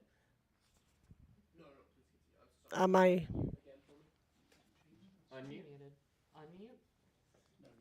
No, it's unmuted. I knew the videos were gonna be an issue, but it's hard to. It's kind of hard to share what pedestrian dignity. Telling you it's muted. It's hard to share what pedestrian dignity is all about without sharing all these videos, because there's, so you can go onto the you'll see at the end, Instagram, Substack, TikTok, actually that's how, is that the one after? Yeah. Okay, yeah. So these are the two humans that really were at the heart of pedestrian dignity, are at the heart still. You can tell, you can see that a lot of the pedestrian safety issues are about the pedestrian, like, hey, don't cross the street, hey, wear high visibility clothing, hey, all of these things is the same sort of education campaigns that have not worked and that have led us to a crisis, really, of people dying on the streets, of having warrants of like how many people have to die before an intersection is changed or something like that. And then also a big part of pedestrian dignity is transit, people who have no choice but to use transit to move around. And also the indignities of transit, lack of amenities at bus stops, more than, we're not so much into trains, we're more into the bus, because that's what most people that depend on transit have to use every day. Next one, please. So the way that we do this is by organizing walk and rolls, and usually with people who have powers to make decisions, like city officials, transportation officials, and all of that. These are a couple of, this one we did, it was 20 degrees on Alameda. It was the coldest day that I've ever had. Nika is also part of pedestrian dignity, and other young people that joined us, and we had it was one of the directors from Dottie that was at that moment like I want to call it assistant director, but it's not the right. It's like deputy director. That was what we did on Sheridan with Denver Streets Partnership, and this one we did with Councilwoman Lewis, and we went to Quebec that had no sidewalks, and now sidewalks, rollways are coming, and that's Nika in that photo. There's a video, but I won't. We can go to the next one. Then collaborations that we've done with other groups. CASA, the Climate Action, Sustainability, and Resiliency Office, actually hired pedestrian dignity with a small grant to do 4 walk and rolls in 4 different neighborhoods: West Colfax, Globeville, Elyria and Swansea, and Villa Park, and to take out neighbors to show them what it was that they wanted to see in their neighborhood, so that they could do some small projects, not infrastructure projects, but smaller projects, like maybe adding greenery and other things. And then NOISE, the National Organization for Youth Safety. If you're not familiar with them, please check them out. We did a youth mobility justice with them along Federal. Then currently we're working with Access Gallery, which is an art gallery that works with people with disabilities. through a grant from Arts in Society, which is the Red Line Contemporary Art, they give grants to people who are doing sort of social justice things. And what we're gonna do is with artists, and this is, I love this. This is AJ from, is a disabled artist who loves transit. And he takes, both him and Nicole, who are gonna be putting art in a couple of bus stops in the Denver area. That's all they do. They take the bus because they cannot drive or do anything else. And so that's AJ's art. That's gonna be kind of like a mock-up of his art that's gonna go there at the stop, and to illuminate the lack of amenities at many of the bus stops in the Denver metro area. Oh, really? Where AJ's art is gonna go? Okay, yeah, that's cool. And then with other groups, including GDT, we are trying to advocate for high quality federal bus rapid transit, which is gonna be the first CDOT bus rapid transit project. And currently they do not want to give the bus its own lane between 20th and 50th Avenue, and we are very mad about that. Yeah, and so this is the existing configuration, and the proposed configuration is gonna give the bus little, sensors. It's super fancy. Even though those are their goals about improving safety and reliability and emissions, all kinds of things. Next slide, please. And so this is the before currently, and then that's the after. Great changes, as you can see. It's gonna transform the corridor. And I put some emojis there expressing my disappointment. And then there's an action page. So Denver Streets Partnership supports us a lot because us is really usually me. And so we really depend on this coalition, right? Like I was reading about how change happens is through a coalition. And so please, do you share this? Will you share this with all the members, this presentation? Yeah, okay, thank you. Because there's like lots of clicking videos and stuff, fun things. And then we did an rider outreach. Actually, since last summer, we got on the bus, we gave riders, because oftentimes riders are not the ones that are being involved in these decisions, right? Especially along Federal. We went to North High School and had a table to talk about people there. A lot of the high school students take the bus on Federal to get to school. The principal told us that their biggest challenge to get kids to school is transportation.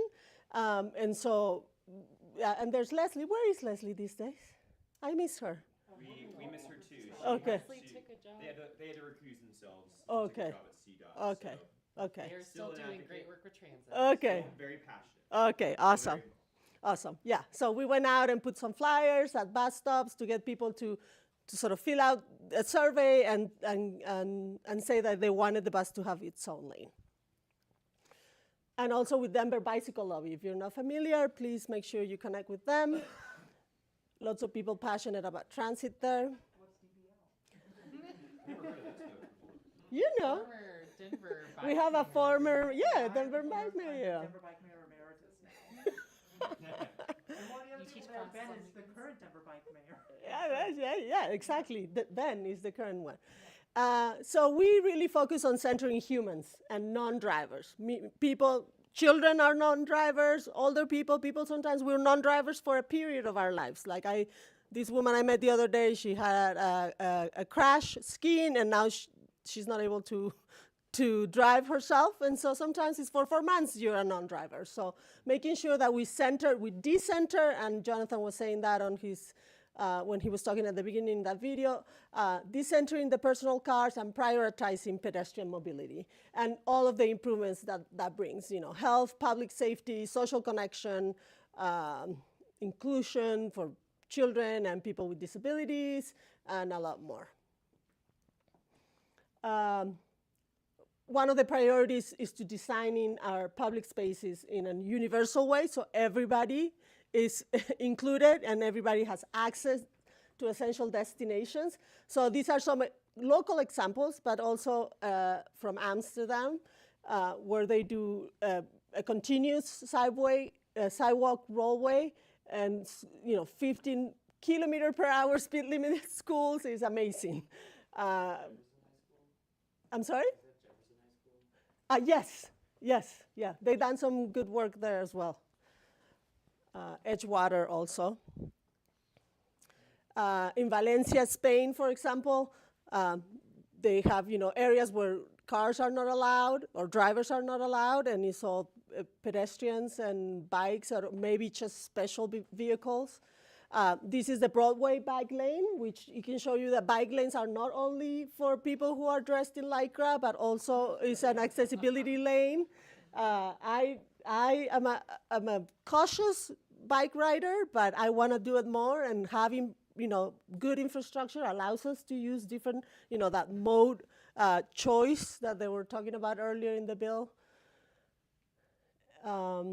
The things that are doing at schools. There's a video there to watch what they're doing at school streets in Paris, in Barcelona. And I watched a meeting the other day with Gil Peñalosa. I don't know if you're familiar with him, but he lives in Toronto.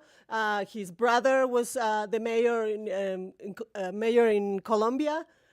And they had created the bus system and all these different things, the cyclovia and all of that. And he has this series of webinars, and he invited the person from Barcelona and the person from Paris who are in charge of doing the school street stuff. And the Barcelona person said the reason why the mayor did the school streets was because parents every Friday would protest outside of schools and say, we deserve safe streets for our kids. And that's how change happened.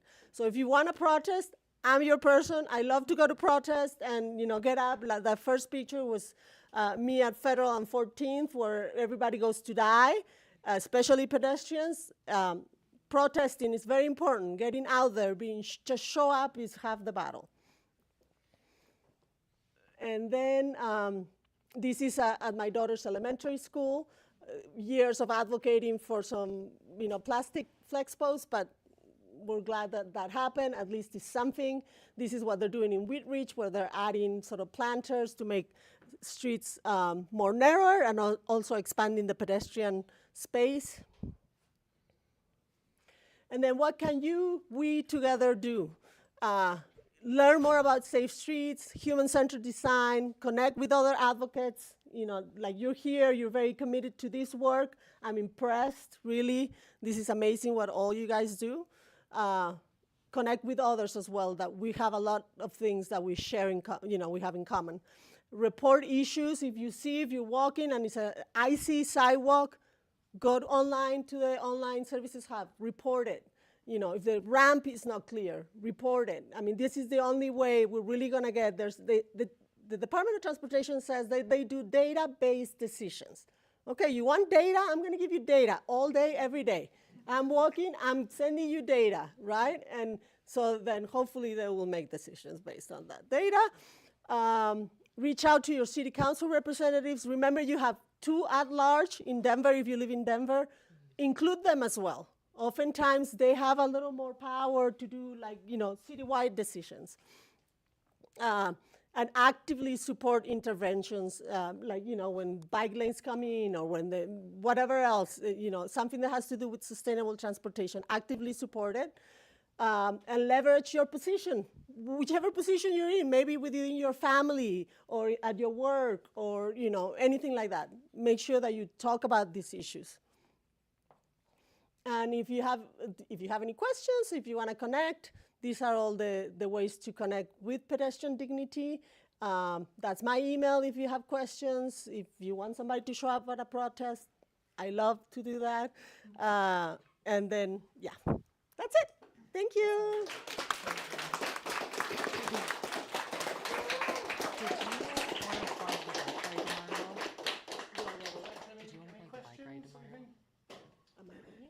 We'll take Because you're involved with the bike ride tomorrow, right? What? Oh, question, yeah. You get one because you asked the question. Oh, really? Yeah. Thank you. Yeah. This is really cool. Oh, I know you. Yes. We might have attended a protest together. I do recommend taking her up on that offer to get connected into the protests and advocacy space. My question is, do you guys have like a membership, or how can we maybe financially support you? Like, do you guys accept donations, or do you need volunteers? Like, what ways can we, if we have few extra bucks after the pizza fund, support pedestrian dignity? No, we're like totally not an organization. It's really truly like 5, 2, sometimes 3 crazy cats. I'm the craziest of the cats. Jonathan just moved to the Salida area, so he's not here on a regular basis. I think what we mostly need is just getting the word out, and when we collaborate with others, sort of that work of maybe writing something or writing a letter of support. If you guys can, and just thinking about these issues within your advocacy, include it. Think about people who have no choice but to, right? You weren't speaking in the mic. That's Oh. okay. Why is this necessary? Hello. Watching online. Oh, Yeah. oh, hi everybody. Second question. Okay, you get one. Thank you. You're welcome. You mentioned Colombia. So is it Colombia? Are you from Colombia? Oh, okay. Oh, I'm from Mexico. oh, okay. I heard my brother lives over there with his new wife, but I mean Bogota is like 12 million people, and I heard that the percentage of like traffic that's a lot lower there because it's slower speeds, right? Stuff like that. Well, also they have a lot better And public transit, yeah, and ciclovia and all that. Yeah, right. Okay, it's amazing. 12 million people. Right? Yeah. The what? In Bogota, the cablebus. Cablebus. Oh, they also have the cablebus. Yeah, yeah. And they have the ciclovia where they organize the bikes. They close the streets and like everybody can just ride the bikes. Okay, last one. You get one too. Oh, wait, no, I have one more, so we can. So I've seen a lot of stuff on like sidewalks on like boulevards, which is very important because you don't want to be, walking on the side of Federal Boulevard. That would not be possible, honestly. But my neighborhood streets, like in Englewood, are very narrow sidewalks, not accessible to wheelchairs, and barely accessible to me, honestly. And I was wondering, like, what's the process to improving those kind of local sidewalks for like neighborhoods? So I don't know exactly how the Englewood, infrastructure gets, but in Denver, for example, that Hollywood sidewalk, right, that is kind of short and then it's almost like any driver can just go over it. Is that what you're talking about? There's actually an article about them. It was like, I don't know, in the 40s or 60s where they say, oh, well, Denver doesn't really need sidewalks anymore. Everybody's driving, so we're just gonna just make them really small. It was just I read it just like the other day. So I would say, do you have council people in Inglewood? Okay, so reach out to your council person and say, hey, these sidewalks are not dignified for people who of all ages and abilities. I mean, if I'm walking with my daughter hand by hand, how are we going to be fitting on a sidewalk like that? So it's not really a sidewalk or roadway. And tell them that you want that for your city, that you deserve it, and that walking is a form of transportation. It's a legitimate form of transportation, and that we should provide the infrastructure for it. And don't get me started on like snow clearing and all of that, because we'll be here all night. June! I also have some follow-up to that question. Here in Denver, we passed Initiated Ordinance 307, Denver Deserves Sidewalks, because our city was not funding sidewalks enough. And that created like a $30 to $40 million dedicated fund annually to fix, repair, and upgrade all of Denver's sidewalks, and also build new ones where sidewalks don't exist. So tell your Englewood City Council members, get on that. We made a fund for ourselves to fix our damn sidewalks. Englewood should do so as well. And also Englewood is a much smaller area. And I know Englewood just put in a bike lane, I think on Floyd. I might be wrong on that. Yeah, they just put in a bike lane. They're definitely somewhat urbanism focused. It's worth talking to city council members. And as for Alejandra, I don't have a question. I know the things you do. And you're probably one of, if not my favorite, urbanist advocates in the Denver Metro. Like, you do an incredible job of truly centering the people who need it most, and of doing truly equitable outreach and asking for everything for others before yourself. And you're someone who consistently inspires me with all the work that you do, even when I'm doing bad. Like, I see you, and you're always doing something, and I think that's super, super cool. So, yeah, you're fantastic. I don't have enough nice things to say about you. I want to say something, just something very quickly. The privatization of pedestrian infrastructure, right? Like, why do we have public funds for streets, for drivers, but we privatize sidewalks? And that's unfair, you know? So it doesn't have to be that way. We can change the system. Last thing for me, I promise. If you want a great example of a city that is making their sidewalks better, Edgewater has voted and approved a plan to turn their entire city into ADA accessible sidewalks. So reach out to their city council at Edgewater and then figure out how to do it at your city. Granted, they're only 0.7 square miles, but it's a step in the right direction. Any final words? And that's it. Thank you very much. Okay, Emma's going to take us all to Champagne Tiger. We'll be mingling here for a little bit, then we'll go down to Union Station, catch the 15. Turn the TV up. Unmute. Turn the TV up. Turn it up. Turn it It's up. all the way up. It's all the way up. Better work then. Oh, seriously? Can't hear it. Can't hear it. I can't either. Oh yeah, you can hear it now. You can hear it now. I covered you. I covered your side. Only we could take the 15 out. Well, we can take the Then we could take the 15 out. We could do the next tour. I know, we can put out the outside.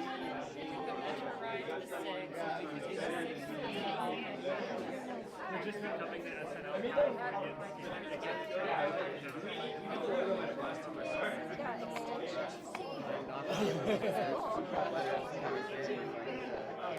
Yeah, so he shows off some of the toys. That's how you come to the train show. I know, I should. The train show is so much fun.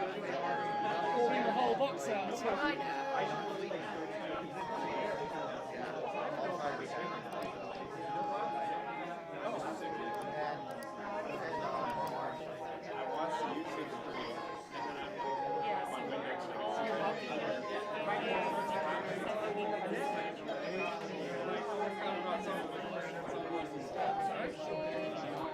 Oh, yeah, my goodness.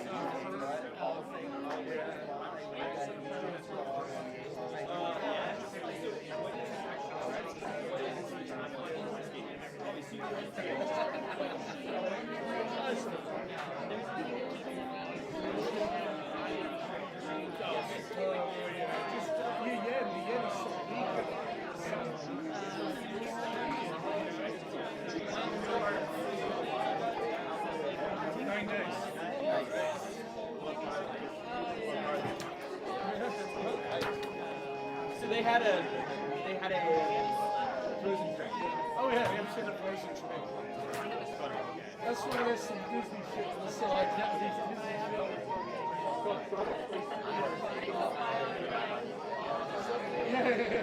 That's okay. Not this time around. Yeah. I'll see you guys off on March 2nd. I'm at work.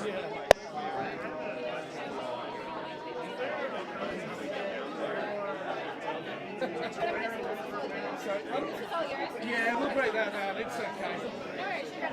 Try and just cover the plates and the kids' stuff, all that shit.